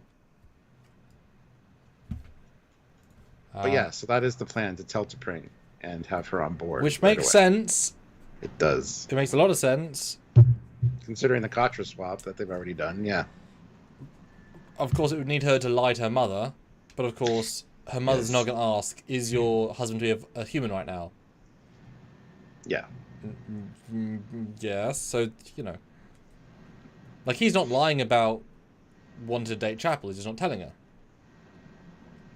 Stern Von Alk says, plus she was supposed to mind meld with her mom. No, she already did. She mentions that in the hallway. On the walk, I think. She says, I just mind melded with my mom. No, I spent time with her getting ready. The mind meld's part of the ceremony. Okay. Yeah. But yeah, then T'Pring beams in. I love Spock's forced... Shut up, Spock! I'm done with formality. Which, again, most Vulcans wouldn't do, right? She's different. Yeah. I love it. There's a vibe here. And her dress is goddamn incredible. And she suits that so well. It's so well done. Really like this dress. It's very ceremonial. Nice. And I feel she's sad like, it's a bad time to change her hair, by the way. Which is, she does notice. It's another small dude. She does care about him. She does notice. Yeah. And the third thing is, you feel genuine Vulcan affection here, and he does like her. That's the annoying thing. There is chemistry here. Yeah. There are like, if he was in Starfleet, they'd be a great couple. There'd be no issue. It's just because he's so connected with the other world of Starfleet that he's torn a bit. But if he was in Vulcan, they'd be a beautiful couple, right? No issue. And she's really good for him. It's annoying. Yep, because I was perfectly fine hating T'Pring from just a mock time, which I have for a long time. 50 years. I absolutely love the character now. So annoying. It makes Spock gently the bad guy. Yeah. Gently. Yeah. And I love the fact that, you know, Amanda, like, she again, she also knows T'Pring is quite emotionful. She's like, how's your mum? She's like, oh, yeah. Yeah. And T'Pring gives a bit too much away. Then. Yeah, I'll greet them then. You take off. Thank fuck. Here's what she's thinking. No, it's sweet. 3 hours to pick the outfit. I love the acting here. Yeah. Because T'Pring gives so much attitude, but so constrained. Yeah, she does say he's already taken up a great deal of space, and later I must share my mind with her. Yeah, okay. Yeah. And the fact that we get the other side, for once, of the Vulcan literal mindedness equals a joke that he laughs at, and it's funny, but it's not a joke. Eating their young. Yeah, it's like, I'm coughing. I'm sorry. That's great, because that's what we do when we get Vulcans that don't know what they're saying. Yeah. That's Bones McCoy all over the place saying, "You silly person, you made a joke." Did I, Doctor? For once, the other side. I love it. I love it. And this is the whole now. What is it you wanted to tell me? Oh. And he hesitates. And he says, "Just that I will do my best to ensure everything goes as planned." I love that. And because she genuinely is very stressed. Like, I wouldn't want to burden her with this personally. Oh, she'd be pissed. Yeah. Well. I think she'd react in a shit. Let's do something about it. I think she'd be very problem solving. It's not his fault, is it? But then, and the way, you know, she's like, with her eyes, like, thank you for just, like, the big important thing is to reassure me. Yeah. Like, there's some nice acting moments here for. Bradley Thomas, though, throws in $10. Good to see you, Brad. Thank you. You think Spock's failing relationship with T'Pring forces him to reconcile with his Vulcan self, broken half more seriously, and that's why he starts Kolinar to purge what remaining emotion he has? Very likely, yeah. Yeah. See, one of my speculations about how this was going to end was that when the Kirkovians fixed him, they overcompensated the Vulcanness. That's why we get a more Vulcan Spock in TOS. And get the smiling Spock in the cage, which was 5 years before this, and all this stuff. But that didn't happen. It would have been a nice little fix, just a little bit too much Vulcan than he had before, slightly. But anyway, yeah. Yeah, I like the idea of him purging this whole thing with the Kolinar ritual. I like it. And Dave throws in £5. Lots of racism, xenophobia on Vulcan. Makes you wonder about how the Federation Council functions in real life. Their discrimination laws. I don't know if they're xenophobic. They feel superior to everybody else, I think, and it comes across as they're just arrogant. I wouldn't say they're xenophobic necessarily. It's such a tricky one, right? Because we're judging them by human standards. They're a spacefaring society that has so many planets, billions of people. They've helped countless people. They're just being blunt, and they want a society to stay. Like in Japan, there's a lot of single-minded culturalness. They don't. Are you going to judge them for being not multicultural? No. Yes. Like Vulcans aren't out there hurting. Like, but it's racism maybe. But the fact is, the mum is. Go along with the marriage. She accepted the 5 delays. She accepted on the Enterprise, not her house. She accepted, you know what I mean? Every step of the way, she's accepting, and she's not actually fighting it. She's just putting forward some disagreement, but she's actually going through it every step of the way. Mm-hmm. So you might say a bit of prejudice, but I mean, she's accepting it, and even at the end, she's being blunt. She's being her perspective, but she's accepting it. She's not being. Yeah, it's the Vulcan balance, right? Yep, you're absolutely Vulcan right. Balance. There's a lot of give and take there, and a lot of compromises that were made. So, yeah. And Jill says to walk in someone's home and say they stink is pretty freaking horrible. But imagine walking into someone's who owns dogs, and you've never liked dogs or allergic to dogs, and you smell it, and it's unbelievable. And of course, You don't tell them that though.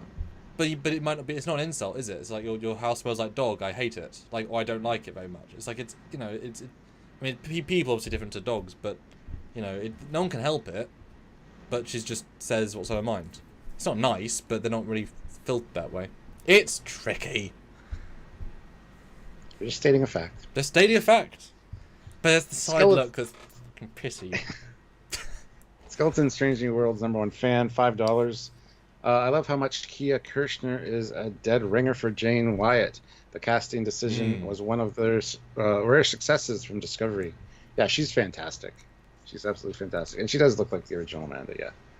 And I think this is the best performance, just in terms of the most mature, fleshed out. Yeah. I would say. Ray Ricks throws in £5. Thank you. I wouldn't say racist. In many ways, humanity is on the flip side of Vulcan. That's what they find unsettling. Yeah, maybe they think humans are always up to something, hiding something, because a human will come into your house and not say that it stinks. They'll just pretend it doesn't. So it's like, what are they not saying? Yeah, I can understand a different approach to what's going on there. So. But of course, as they say later, it's logical to tell you a flaw so you can try and fix it, so you improve, but you can't necessarily change your natural odor. That's where it's different. I said it's a normal biological thing. I guess you could put a more it's like a disability. You can't make fun of somebody for it because they can't help it. Yes. Yeah. Which is why that's the double-edged sword of then in 09 and say where they make fun of Spock, obviously for his whatever human disability. We can't help it. It's, blah. But Stuart, there is a poll as well. There's a poll. Let's go dance on it, guys. Ignoring TOS. Yep. Who do you wish you ended up with? T'Pring or Chapel? Giant caveat there. Yeah. Ignoring Star Trek. Vote. Yeah. Oh, but I like, again, this next moment there, because Vulcan's is a lot look based, and this is when Spock's doing such a good job, because he has to not move his face, but act with his eyes in a subconscious emotional way, and the fact that she's not catching on shows what a good job he's doing, and she ties up his thing again, a lovely thing that most Vulcans wouldn't do. She's nice and she's different. It's good. And then my God, what an opening shot of the mum. It's like Darth Vader from Cloud City. Ah! What a casting. Because it's not resting bitch face, let's be honest, but it's resting disapproval face, right? It's there's a vibe here. It is. It's resting disapproval face. Resting disapproval face. And even the uniforms, the costume is more severe than everyone else. It's not quite as ceremonial. It's great, and she's a good choice. I love the dad, though. I really do. Yeah. Like I said, give him a spin-off, because he is just gold casting. And it's the same joke 5 times, but he does it in such a charming way. I don't think he's whipped, per se. I think he is open to the world. So he thinks this is nice. He's not looking for the flaws. She's just being blunt and looking for the flaws. And he's like, well, actually, truthfully, you are right. He's not saying, he's not. He also doesn't want to get in a fight when they get home, so he's like, "Yes, dude." But I don't think he has about that. Yes, I don't think he cares about per se. I think he's just like, "Oh, logically, you are correct. I can move away from this." I think it's logic, right? He's just not. Yeah, but I can see where T'Pring gets her emotion from. Her dad. I like him. Yeah. Spin off. Bring him back. So yeah, this stinks. Vulcan women are much more sensitive to it. Isn't it right, T'Pring? Yes, I can smell it too, mother. Why didn't she put an inhibitor on then? She wanted to be insulted by stench. Maybe.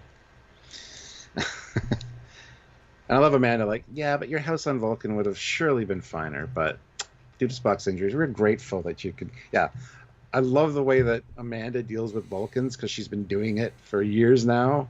She knows what to say. It's great. Yeah. And and then the, how are you ill? Oh, yes, we forgot to talk about that. Oh, yes, internal stuff. But also eyebrows. Oh, yeah. And everyone just leans in a comedic way. They're so absorbed. I love it. Again, and then the comedic cues in these scenes are so goddamn on point. Yeah. Like, they keep knocking out the park. Love his misdirection. Captain Pike spent all night working on Vulcan specialties. It's like, oh, okay. Just a bit too loud. Close. They might notice the ears and, Yeah. Oh, yeah. Yeah. And the food is delicious. Oh, it's so sweet. And Pike is so happy. Yeah. Oh, they're hardly traditional, though. Slightly that is true. Too fancy. I love the way he says it. I love his acting. That is true. They have diverged from the tradition a bit. Like, the twists are far too elaborate and smells like too much salt. But it's not mean, and he's not judging it. He's just, technically you're correct. Oh, I love it. And then, like, Pike's like, yeah, but I use salt to slow fermentation since the starship runs at a hotter temperature than your typical Vulcan kitchen. So, and Amanda, wait away, a clever adaptation. Oh, I love it. What a way of going from slapping down the Pike character to make him seem like such a boss. Yeah. In like 3 seconds, and they can't argue. It's logical. I love that. They can't go from that. But also, isn't Vulcan hotter? I guess their aircons are better. I guess their kitchens just cook at a not as hot temperature. It's literally a desert planet. I thought the exact same thing. Vulcan's warmer, so. Yeah. Yeah. No, Pike, this is fantastic. And then, but it's late. We must hurry up. But can we eat? Nope. Oh. Cut to CG. Yeah, I'm not hungry. Yeah, shuttle approach. They need to move closer. That's kind of a stupid idea, considering the last shuttle crashed. And it's like, yeah, but think of waves on the ocean during a storm. Once you get below the surface, it's all calm. I don't like analogies because they're never the way you say they are.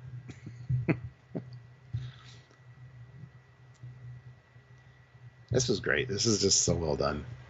No problem with this at all. It's logical. Like these seems very straightforward. So Yeah, and Rodriguez is the one that has to make the decision to actually do the thing, and she's like, okay, let's go for it. Hold on to your butts. It's from Jurassic Park. And it's a good little Tigers moment as well. For what little we give her, I thought this was quite a nice, genuine, like, human moment of like, yep, this is me. I'm the boss here. And the CG here is nice as well. The way they roll in is nice. And then back. And Ervik Saunders says, "That's it. You guys made me want to rewatch this tonight. Good. It's good. It's really good. Yeah. Yeah. It definitely needs more than one watch to get the subtleties, I think. Yeah. And then we get the tea, which is as you thought. I absolutely adore Pike's little nod. It's the 2% head movement. Yep. It's so nice, because it's that question of the Vulcans won't notice, maybe because they're focused on Spock and just gets away with it. And just, what a nice subtle performance. And while he's pouring it, she's like, "Don't rush this, or the palm cut leaves will fail to bloom." I wish we would have seen, because he's pouring it into the flower at the top, which is going through the glass. I wish we would have seen them actually like bloom afterwards. Like I thought. Plus, she's also whispering this, but the Vulcans have super sensitive hearing, so her parents would hear that. But whatever, it is fine. Because technically, he hasn't got super hearing right now. So if she knows the exact height of volume to him to hear, he couldn't hear it. Just saying. And this again is really nice because his acting's phenomenal here, but the subtlety of he's pouring quicker because it hurts, and she's stopping him is a beautiful way of making the scene even more tense. And he's having to actively hurt himself more. And her support here, because like you say, they definitely hear, but most Vulcans wouldn't do that. It's it's great. I loved her response though. It's good. It's just acceptable. It's just at the level that you can't give anybody praise, can you? But in fairness, she's probably tasted thousands of better cups of tea. I mean, most tea is acceptable, unless you make it really well. And let's just give a slight credit to Spock's O-face as he puts it down. That was a choice. That was a real choice there, Ethan. Yeah. But yeah, tea's good. And I love the handhold. It's so sweet and it hurts, and it's very sweet. I thank you for pointing that out to me about the burns. I didn't even consider that. I just assumed that she was squeezing it a little bit tighter because she's frustrated and she's got Vulcan strength, and he's like, ah. But yeah, it's kind of I like that. And you can tell she's being so sensitive in it, but he's got first degree burns. Yeah. Ervik Sonder throws in $2. Thank you, sir. Though they should have let Spock say frack at least. It would be like a 10,000 fine to Universal Studios. Yeah. Dear me. But then it's the whole, where's the ship? Are we dead? Someone said we were dead. I believe them. Then Blue shows up. The Velociraptor from Jurassic World. Anyway, are you yellow? Nope. Need your help, friends. You remediated, but you didn't fix them correctly. You read his instructions wrong. I love that line. Press 1 for customer service. Press 2 for yellow. Press 3 for teleportation back to your dimension. If our remuneration was incorrect, press 7. Yeah. Yeah, you messed up, my friend. Read them wrong. I need help. I need to file a complaint. Go get yellow, please. And then it buggers off.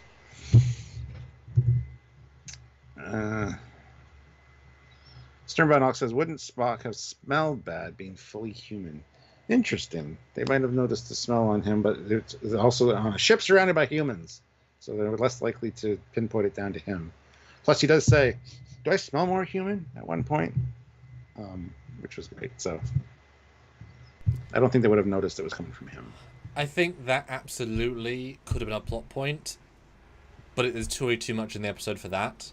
And the fact they addressed it as a maybe kind of allows us to just ignore it as a, clearly not. But yes, yes, probably. But we'll be okay with that. It's okay. So anyway, Blue takes off, and they're like, what do we do now? Okay, we wait. Then we go back to the ceremony. I love how Amanda's like, you could visit more.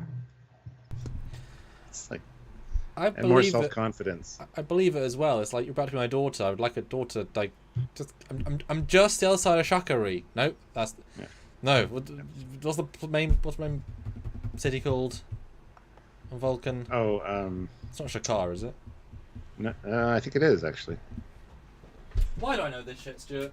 Why is that knowledge I need to know? Trekyards. Yeah, I know. I really wish there's more of this, though. I'd love to have seen what more things to Pring has problem with. I was kind of sad that we didn't get the mum version. Just for interest's sake, like what the things were. Because it goes very one note for Spock, obviously.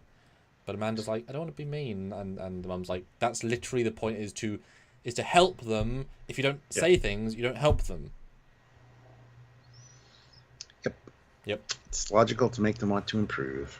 And I love the dad's subtle line of, my wife... Tell me that. No, he says, my wife especially loves to help people improve. Oh. Yes. Yep, she's a nagging, resting judge face. It's great. But he says it without that, like, he believes it, 'cause it's true, but it's great. Yeah, and then the whole your disgrace, our disappointment, sorry. Turn your back on your planet, your people, your family, and our daughter. It keeps going, it's worse. I haven't finished. Yeah, I'm not finished. No disrespect. You disrespect your family name, choosing Starfleet above all else. Your father, Sarek, is correct to shut you out, to not embrace your choices. It is only logical to conclude that you have failed him as a Vulcan and as a son. And then Spock is just like, he's vibrating. He's visibly vibrating. You know what's funny? If this was the stupidity of 09, he would have punched her in the face and thrown it at airlock. Like the quality in storytelling, right? Yeah. Jesus Christ. I want to use the bathroom. And then he yells. A Vulcan would have a more resilient bladder. Stupid line. But I mean, I didn't say this earlier, but when you said in our editor review earlier, she could have said worse to him, and I kind of held back because I didn't know the quote. I mean, that is the most brutal possible way. Your father's right to disown you. Like, Turned your back on your planet, your blood species. traitor, ostensibly. Like, there's nothing worse she could have said. Yeah. Honestly, no, you're right. I thought I didn't think it was as bad when I first. Anyway, it's so brutal and it's so well acted, but because we know that's what's happening, it doesn't feel as bad as it is. But it's the most brutal thing ever. And to Pring hearing that must be so uncomfortable, because it's like, I know, mother, I love this goddamn man, and he'll never cheat on me with a very white-haired woman. No, it's and the time is done, mother. Get out, stop. It's great. But he takes this time to use the complimentary bathroom communicator to check with Mbenga to see if, in fact, there's a solution yet. How do you think Pike plays Candy Crush on the toilet? With his communicator,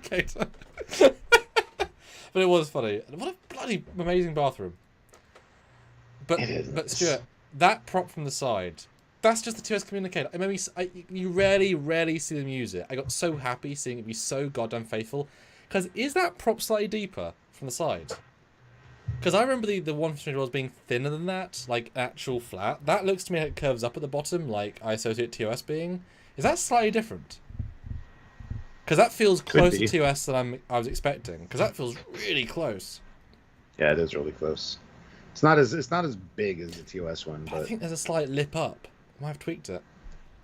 Maybe. It's such a nice prop. It looks just like gold antenna. It's just, God, it's such a good design. But yes, you're screwed, Spock, basically, and his face is great. Oh, and she went to talk to the Kirkovian, and she did what? Yep. I was kind of expecting him to run out and go after her. It wouldn't have been good, but I was expecting that reaction. I'm glad what we got, but yeah. But Yellow shows up. And it's like, are you related to this person? Are you related to them? No. Well, then it doesn't matter. You're not close enough to actually make a difference. And Ortega's and who are like looking at each other like, really? Come on. Tell Yellow how you feel. Oh my God. This is great. Yeah, it's the actress does a great job. And the fact that she makes him turn is so stupidly sweet. It's like, you're an interdimensional void, of course I can hear you still. Yeah. But also I like the simple formality of, if you're not family, like... Well, yeah. You can't open I the love case how again. Yellow's like, okay, that makes more sense then, because he, like, protected you. He shifted the shields to that side Say so what you'd now? be more protected. Yeah. The way she delivered that was so what? Yeah. No, it's great.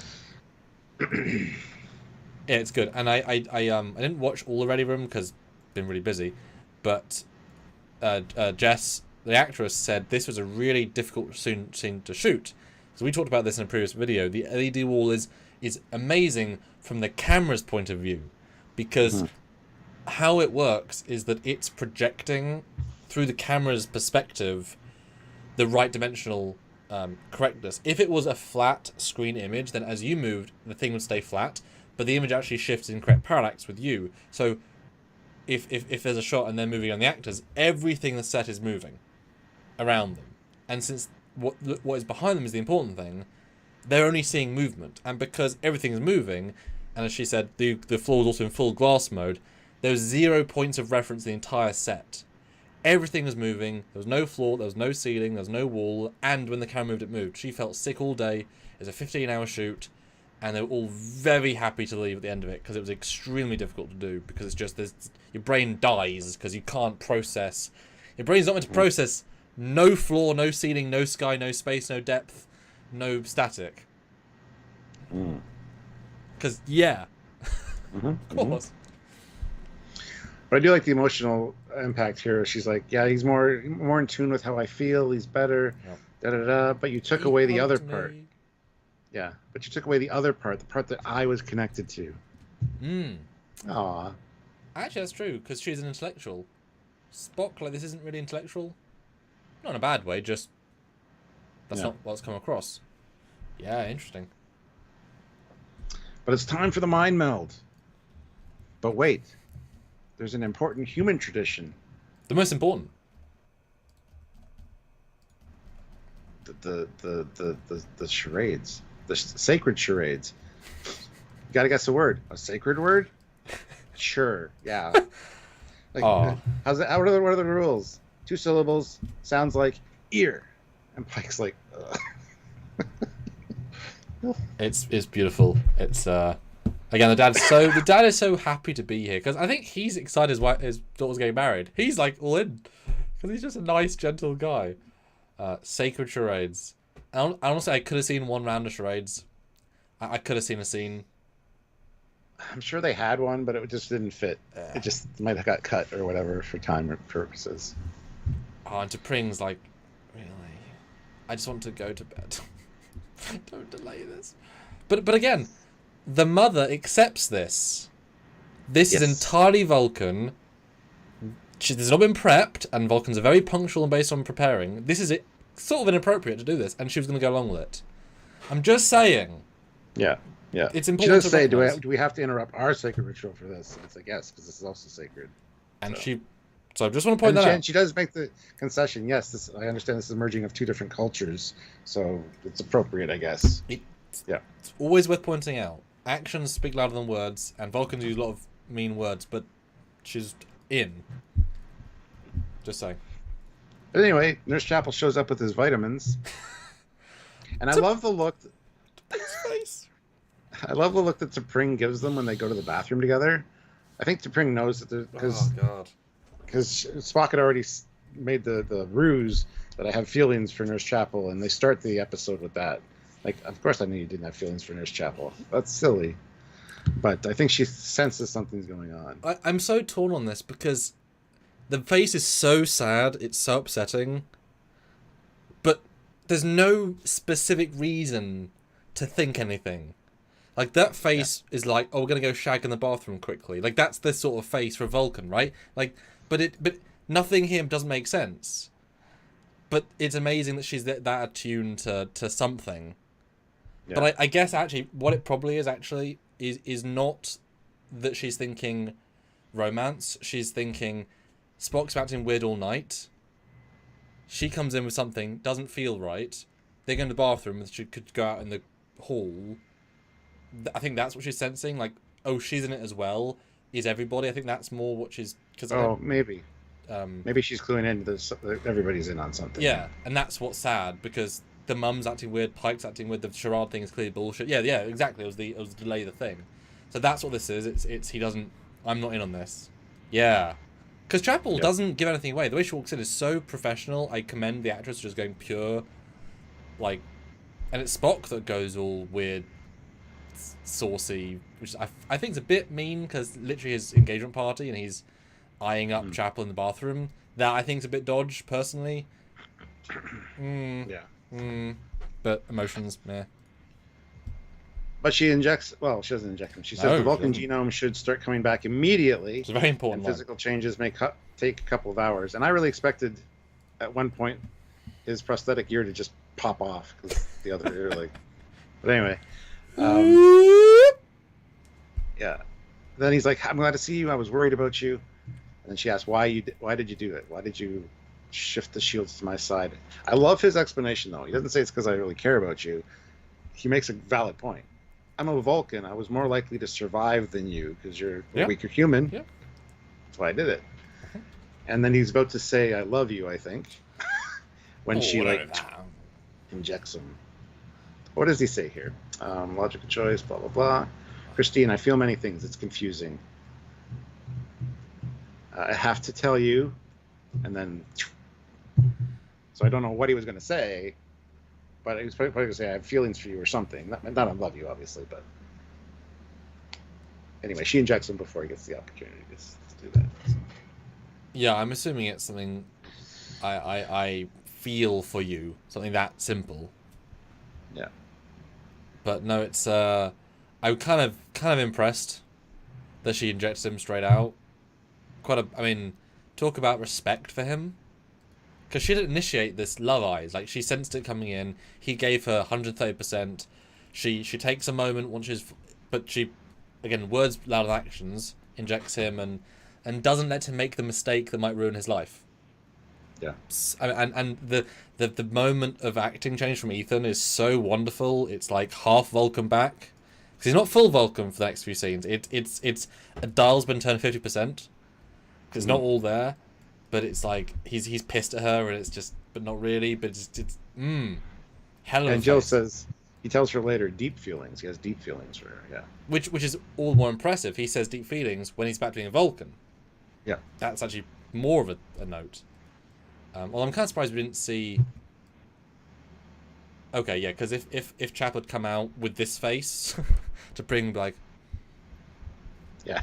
So we, because that's coming, tip off. Yeah. Yeah. We're gonna get the mind meld ceremony, and what memory did she share? An ordinary day, and one when she took me to school. That seems rather mundane. And he's kind of lying. He's kind of lying. Yeah. It's not mundane day. Mother, it is illogical to criticize the nature of a memory. Stop being a bitch, essentially. And this is after all that bullshit with Chapel. She's still fully defending him in an emotional way. Really nice. Your assessment is not required. Which is also logical, so the mum can't argue. And because that's the thing, if you can be honest about being one thing, the truth of that is also evident. And then your favourite line, Stuart. Captain Pike, do you have any more of those things? Well, what does he do? Well, that's not the part I like. I like when later, when he's coming back, and Spock's like, because they go on to say, you have completed requirement steps. Thank you. It must be difficult considering, you're not fully Vulcan, and I'm impressed despite your handicap. Yeah. It would have been, and Spock says, so it would have been impossible for a human to have gone through this ritual without question. Fully impossible. Yeah. 100%. Well, so it must be a great embarrassment to know that this entire ritual was performed by a human, not a Vulcan. And that's where we see Pike coming back with the tray, and he's like, oh, shit. That made me laugh. I was actually laughing and smiling to myself during this whole episode. Yeah. Usually I can watch something, time. Even if it's funny, I'm like, that's kind of funny. Yeah. But I never really laugh out loud. This one made me laugh out loud. Pike, like I said, Pike is my favorite part of this episode. He's very minimally in it. Yeah, and this is, and it's so great for all the reasons. But I bet Anson suggested the click because it's so just in the moment. It's such a, his performance sold that so well, and I appreciate again the mum here. She's being insulting, but she's actually to her, she's saying, "You did good, son. You did good," because she's not actually bitching about the genetics. She's saying, despite the thing you can't change, you did good. It's actually a compliment. As bullshit as that is, she's actually being nice to him. Yeah. Which is why I find it funny that she's saying, you achieved the difficult ritual that humans can't do. I poured tea. I guess a mind meld, I suppose that would be the logic. He didn't pour tea. He had to make the tea and then pour the tea. It was a whole thing. He had to make the... But you could have injected an anti-pain thing, and also Amanda did it. I mean, mind meld, that's not possible for a Vulcan. But I guess you could have faked it. I gotta get this 2 super chats. Yes, please do. Andre Benson, $5. Thank you so much. And he retracted it. Okay, okay. Sorry. Stern Von Alp, $5. Thanks so much. The best writing acting of this season is Spock standing up for and appreciating Amanda. Damn. Yeah, we're getting to that in just a second. Yeah. But I love this part right here where he's like, her dad is like, how many syllables did this human use? Like, he wants to play the game. And Spock's like, Savette, I am the human. That's when he pulls off his ears. Wow. Glad he got a name as well, because he never said his name. Yeah. But it's definitely an odd thing, and I really felt for T'Pring, you know, what are you doing? Like, we've won. Yeah. We've done. We're walking away from this, and you're actually you're throwing the poker table over. You're ruining this, and we don't actually get a resolution in the mother arc. Does she then say it's over? Like, you'd think this would be enough to nullify it. But it doesn't, because what he says next about how strong humans can be makes her... Okay. I forget what her reaction is, but I'll read exactly what he says here real quick. That's fair. You refer to my human side as a handicap, yet my mother is the most resilient, compassionate, tolerant person I know. One who has been judged by Vulcans her entire life, and yet she stands by for love, for family, for me. That is no handicap. That is true strength. And I am sorry that it's taken till now for me to speak these words to you. She says, thank you, Spock. And then the look on T'Pring's mom's face is like, oh shit. Yeah. Yeah. So yeah, it's kind of like, oh, I just was really slapped down, because humans can be a lot stronger than I gave them credit for, as strong as Vulcans. That's kind of the vibe. Yeah, I mean, I was fooled. Yeah. I mean, you've also got to add to the equation that she doesn't probably know any humans. So what she's coming from... I mean, every society on Earth has... what's the word? Stereotypes of different parts of the world, right? So she's had human stereotypes. Yeah. And she doesn't spend much time with Spock. They've said that. It's very infrequent. And that's part of the insult. So, yeah, she's being forced to see... I was fully fooled. And she was looking... She was searching. So she was bested fair and square, and also the mum, she was, what she's done. Yeah, okay, I'll buy that. Yeah. Sean T, though, $2, a classic, a great scene. Yes. Yeah. Oh, then we get the... Oh, yeah, Jill says she loves these low-stakes episodes. Reminds you of Data's Day. Yeah, yeah, I don't need world-destroying. I actually don't want world-destroying. I mean, this is soul-crushing, this episode. But I don't need world destroy. Bloody every Discovery season, another goddamn universe-killing entity. Sorry. This discussion between the two of them, why didn't you just tell me? You know, we shared a Katra, we've been through a lot. I love you for you, essentially, is what she says. He says, you know, I felt, given how difficult it is for Vulcans to lie, to leave you out of it was more logical. I didn't want to burden you. And she's like, well, so you don't trust me. You still don't trust me. He's like, well, we can try. And he tries to hold her hand, and she pulls it away and says, no, I think we need to take some time. Yeah, this is definitely a beautiful scene. It's gorgeously acted. The lines are so Vulcan. And these are the sorts of scenes that are so tricky, because 9 times out of 10, a Vulcan is defined by the human character's perspective to them. This is 100% a Vulcan scene, as are many of the scenes. So you're seeing unfiltered by our society, which is why it's even trickier to do. And the fact that, and as I said many times in this episode, she actually genuinely is a different kind of Vulcan. She actually wanted to go beyond the logic. She accepts the logical. She accepts, this makes sense. I cannot fault your assumptions. I cannot fault your reasoning. I cannot fault your motive. and Spock is being entirely honest. There's no bullshit. He's not thinking about Chapel. He's 100% honest. But for once, he is going the true Vulcan route, and she's going the human route because she knows there's more to him than Vulcan. So she's seeing, technically yes, but you are a hybrid. You are both. You also could have trusted me with that gut that I actually quite like. You didn't, which means deep down, there's something wrong here. I love that. It's so well played, so smartly written because she knows him. And she wants both sides of him. I love it. Pisses me off when I'm going to see her more because I love this sort of dialogue. It's so good. And yeah, Hypno, remember, you pointed that out. The initial plan was to tell her right away. Yeah. But she was complaining about her mother, and he didn't want to burden her. So it's logical. He's not wrong. It's also true love. He's not in the wrong, but she wants more from him. Yeah.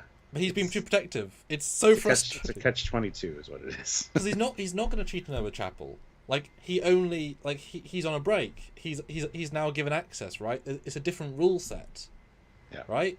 You know, and yeah, she says, yeah, we need some time apart, which I'm sure in Vulcan culture means we're breaking up, because that's what he said later. That's not what that means necessarily, right? Yeah. Although it's doubly sad because, of course, I haven't seen you in 4 months. We have breaks every month, every 4 months. Thank you, Hypno. Appreciate that.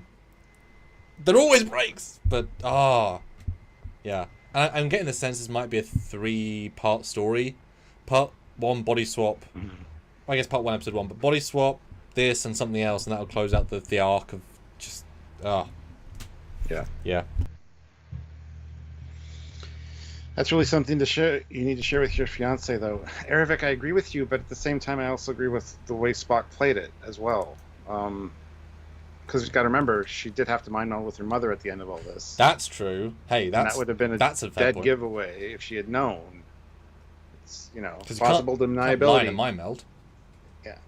What? We can't lie in a mind meld. Yeah, I mean, her mother's supposed to share a memory with her, or however it goes. But considering their mother and daughter, they probably have, she'd probably be able to sense something was up. But think of it this way, Aravik. If your wife is this close to snapping, do you want to add that one more thing to the plate that'll make her crash? Wouldn't you do everything you can to keep her off the edge, to keep her okay? That's how in tune he is with her. Yeah.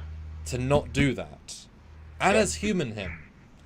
Again, wonderful double, yeah. But anyway, Necklace Vulcan calls in to say, yeah, you've been denied the fellowship. And she's like, I went to international space today, and I encountered a species that hasn't interacted with humans or Vulcans in centuries. I convinced them to help me with an ancient medical procedure. And he's like, ooh, what kind of medical procedure? This sounds exciting. She's like, nah, maybe you can read about it in my paper later this year. Your whatever, your fellowship isn't ready for me. Boom, hang up. Brilliant. You can't get more mic drop, really. Yeah. But it's I kind of wish she had said, what did you do today? And he's like, well, I scanned a tribble for the 14th time. And this giant amazing story that she told. Because what's she going to learn from that institute? Something. But well, it's archaeological medicine. She just solved a medical problem talking to ancient aliens. So Dave puts in £2. Thanks so much. Seeing the development of a Federation hero. Yeah, and yeah. God, can you imagine if this was the show that came out first rather than Discovery? Oh, we would have been like a fun, would have been, sort of TOS, but not quite, but sort of, but liking TOS, but not. Oh my goodness, we would have been over the moon. Yeah. Then we get Kirk and Pike. Oh my God, Pike and Spock commiserating over drinks. I like that commiseration. And I appreciate the 10% more human than normal here, because he's slowly coming down. There's a little hint of something. It's nice, yeah. Then the Amanda scene. Look at those reflections, Jesus. I know. Headache inducing. Yeah. But The memory she shared was the first time that Vulcan children asked him to come play with them. And she's like, I shared it because it's the first time you have felt accepted. He's like, well, you were never accepted by the other mothers. And she's like, well, it's a sign that just shows their weakness, not ours. And it's not easy as a human to love a Vulcan. It's great. This whole episode is just so well written with such great moments. And the moments don't overstay their welcome either. They're very like perfectly timed and the perfect length. Some good stuff. No, it's and this is definitely a scene that elevates this actress as well in the role, like deepens it in a way that's hard to, you didn't know they could do from Discovery, especially as they have other silly Discovery child punching stupid like and JJ, right, that sort of stuff, and this is so well nicely told. It's just two people in a room, and it broadens it and it gives you perspective, and yeah, really nice. Yeah. But then thinking, and that the classic rom-com move. Yeah. We're thinking about, but she made the bigger move. I mean, she went to his quarters. She did. Yeah, and yeah, he admits that they're on a break, and he has feelings. No, doesn't she? Doesn't he say broken up? Nope. He says a break. He says. Yeah. What does he say here? He says, I was coming to tell you that T'Pring and I have decided to take time apart. Okay, that's exactly literally what he says. Still not. That's slightly different to a break contextually. Time apart can mean broken up. A break means we're still together, but we're not. Ooh, technicality, because it felt in the scene as if we'd broken up for a bit. Yeah. Clearly, because they have sex, but like, but boy, it's a scene. I mean, passion to blank face from Spock. Like it's She asked how he feels, and he's like, I feel bad, but at the same time, I'm conflicted because I have feelings for someone else. They are more powerful than any human feeling, which is why we suppress them. I don't want to suppress this one any longer. I want to feel this. Mm-hmm. And then hint. And the kiss, and what was that? I don't know. Let's just do the 1960s equivalent of having sex and he'll be putting his boots on. Essentially. Yeah, but this and second watch I found a little bit odd in that she says, as you just said, how do you feel? I feel terrible. Great line. And then 1 or 2 lines later she says, wait, you can feel? Vulcans can feel? Why did you ask him how he felt 2 lines earlier? So there's a little bit of a line break. Like I know it's a shorthand, but asking Vulcan how he feels means you think he has emotions. You wouldn't shorthand that. You've known him for a couple of years now. So she was asking as his nurse how you feel physically now that you're getting your Vulcanness back. Sure. Okay, but rewatching it is a weird, like back to back. It's like when you say a word 3 times in a sentence, it suddenly stands out in a way that it shouldn't do. Yeah. Saying feel 3 times, and then she initiates, and they're up all night, up all day, up all night. T'Pring knocks on the door, comes in. Episode 2. She forgot her cell phone. She forgot communicator in the bathroom.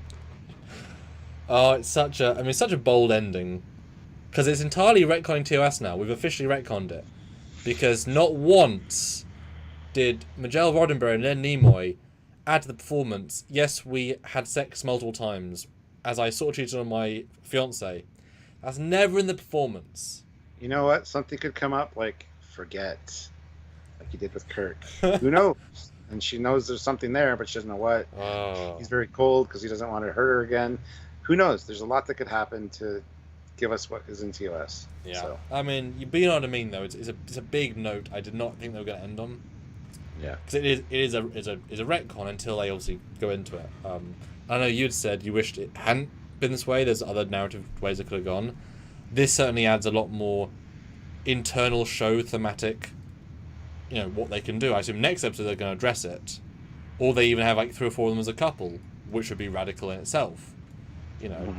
Especially as Spock just said he took classes in Benga to not have emotion, to then have a girlfriend and be emotionful. Seems like a funny reversal after like a little bit of time. Yeah. But yeah. Damn. Well, guys, this is your time to put in your super chats. Time to shine, actually. We want to hear your scores out of 10 for this episode. Mm-hmm. The poll indicated that most people thought this was the best episode of the season. We want to see where your points are at, or your scores are at for that. So super chat in. I will read those after we are done giving our final review and scores. If you just want to throw them in the regular chat, Samuel will read those ones out. Hit that like button if you haven't. We have 87 likes. I'd like to get another 13 to get to 100 would be awesome. Yeah. And but please super chat in. We'd love a $5 spike. I mean, throw in your thoughts. This, I think, is a really good one. Put in your love with a score right now. Help us out. Every Wednesday's our big live. Help us make it even bigger. I mean, Fridays are big live. Every Friday's our live, Stuart. Help us make it bigger.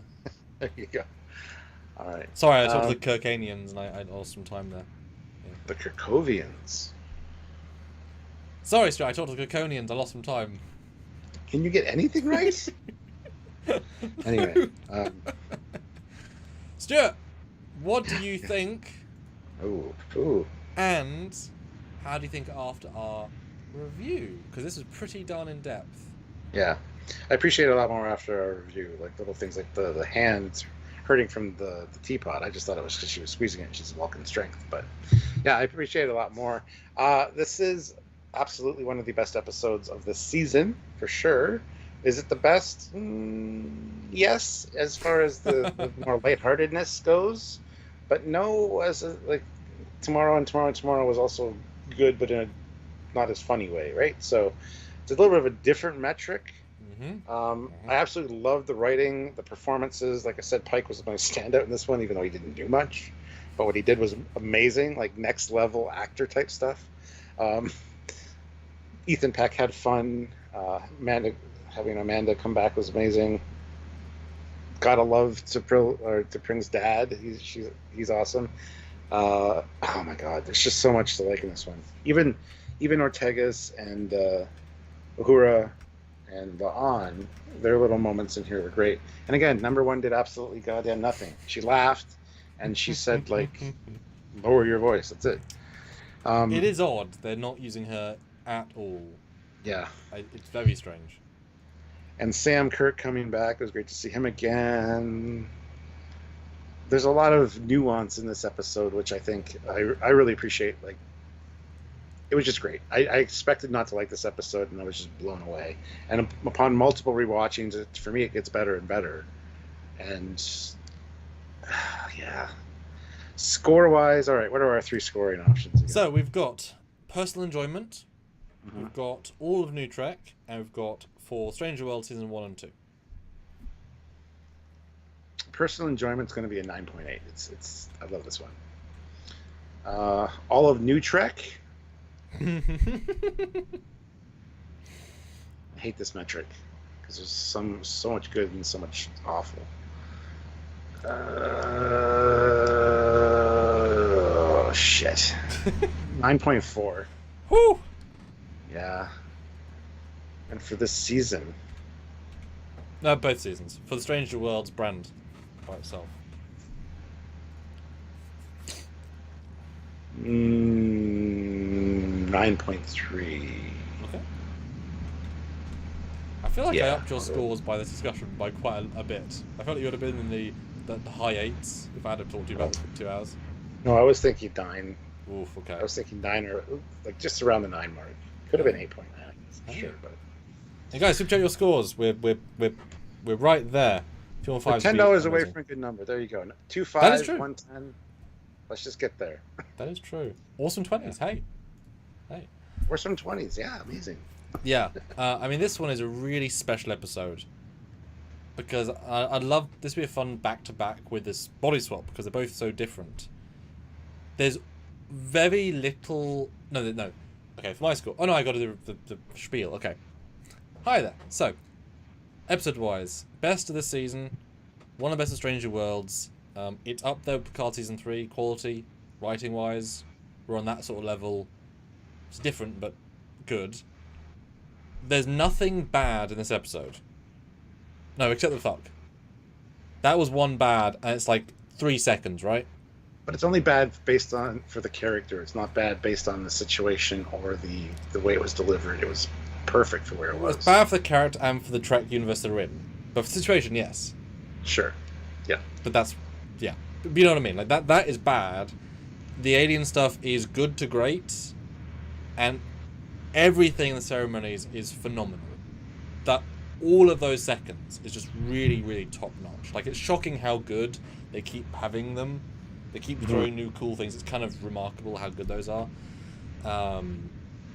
Structure is great. Scripting is great. I don't... Personally, I know some people disagree. I do not think this makes a mockery of Spock. I think it's a unique look at a radical situation that let him do something truly different. It's all in context.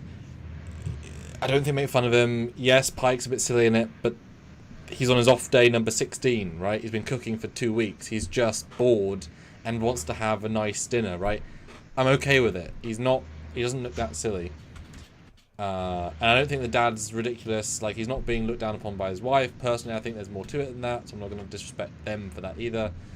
Score-wise, enjoyment, man, yeah.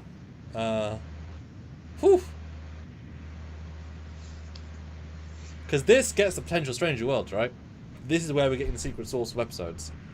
I don't like it 9.8 levels, Stuart, because that's almost perfect. And that's a it's almost perfect.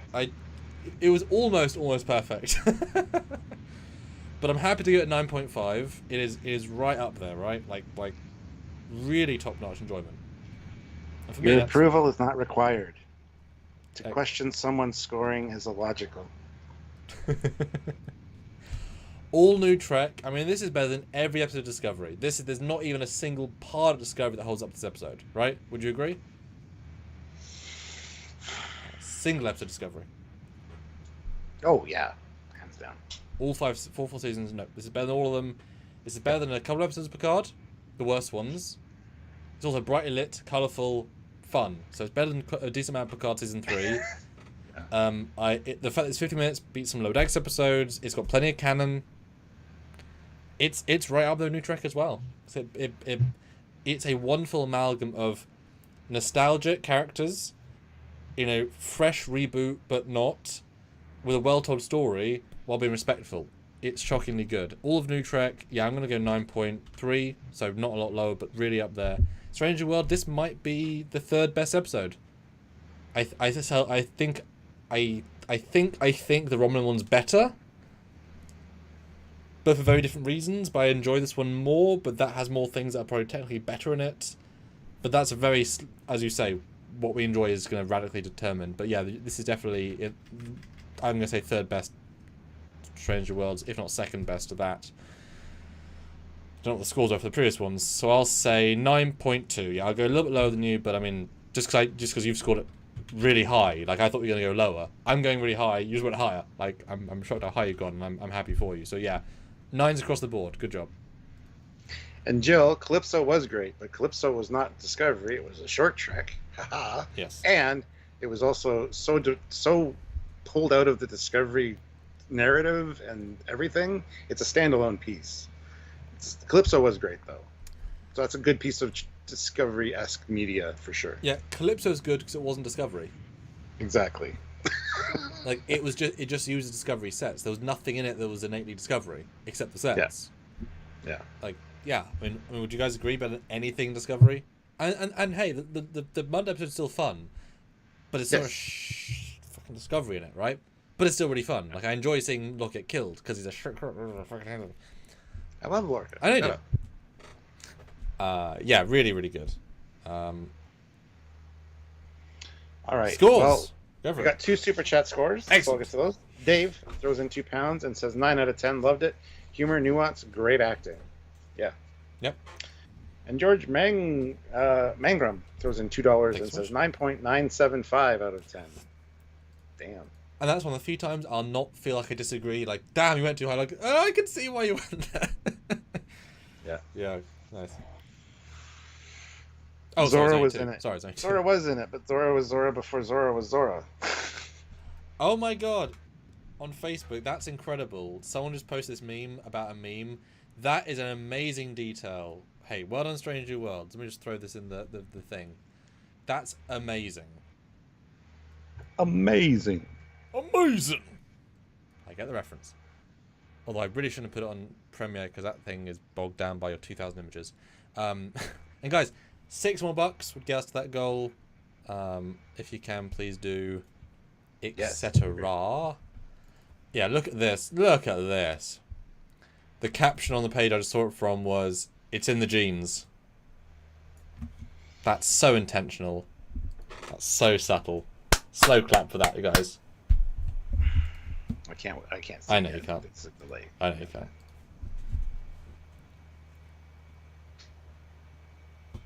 Yeah. Well, yeah. I saw that earlier today. I showed Sylvia.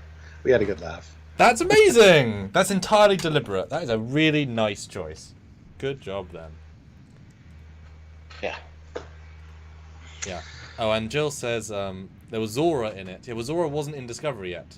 That's what I said. That's what I already addressed. Sorry, that. You missed it. I said Zora was in it, but Zora was Zora before Zora was Zora. So yeah, they nicked based Zora from the thing they liked. They based Zora on the only good thing that they did. Yes. No. Zora's from the short track, not from Discovery. Exactly. She's not from Discovery. No. Yeah. She's also bad in Discovery. As in, like, they didn't even know what Well, to do she with was it. Discovery. Well, yes. At least she wasn't Millennium Falcon. Anyway. That damn robot. Well, guys, this has been great. I got to read their scores, haven't I? You do, and we also have to finish up the poll. Yes. And $6 more. But yes, what do you guys say non-super chat scores are? 9, 9, 9, 8, 9.3. Hypno, first for him, 10 out of 10. You always remember your first. 8.5 Stanleys. Ooh. Ooh, Jill, only an 8. We're normally lower than you. So wow, Jill, why only 8? Because I think we're both, I couldn't imagine being lower than a 9. At a push. Let us know why 8. 9, 9, 8.5. 9.6 yellows. Might be higher than a 9. 9 for sure. 10 out of 10 from the Stranger, the #1 fan of Stranger Worlds. 9. 9.4 from Joe Grievous. Yeah. Some hella scores. Trilobyte to 9. Skeleton Junior Worlds fan 10 out of 10. Wow. Yeah, cool. Nice. And yes, the poll. Ignoring TOS. Who do you wish that Spock would end up with? Very close. That's good though. Very close means that the writing is spot on because you're kind of torn between Spock on. who you want. Yes, exactly. Spock on, Spock off. Yeah. I'll go to Pring. I'm sorry. I go to Pring because I feel like Me too. I feel like Pring wouldn't want to change Spock. To Chapel would want to be more emotionful. Yeah. Even though she gave up all that by getting him fixed. So. But that was a grander thing, though, because she liked. I know. Yeah. I'm just saying. Yeah, true though. True. Yeah. Anyway, guys, we'll call it there. Thank you guys for watching. Hit that like button if you haven't, though. 7 more likes, get to 100, be awesome. Oh, it's true. Yeah. You got 10 seconds to like spike. Yeah. But we're going to close out and... Trekyards, Sunday, my birthday yes. live stream. Will start 1 p.m. your time, which will be 6 p.m. my time. I've got lots of alcohol for my party left. I've got some things to show, some birthday presents. I'll be doing full costumes. I'll get them all out, so some change would be great. Really excited to celebrate my birthday, discuss birthday things. Hopefully get us drunk, because I'm in a... this is a good episode to go into a festive mood for, so... Excellent, and it helps channel as well. So, be part of the community, kick some butt. See you on Sunday. Right. So until next time, he's Commander Cockings. He is Captain Foley. Bye, guys. Bye, guys.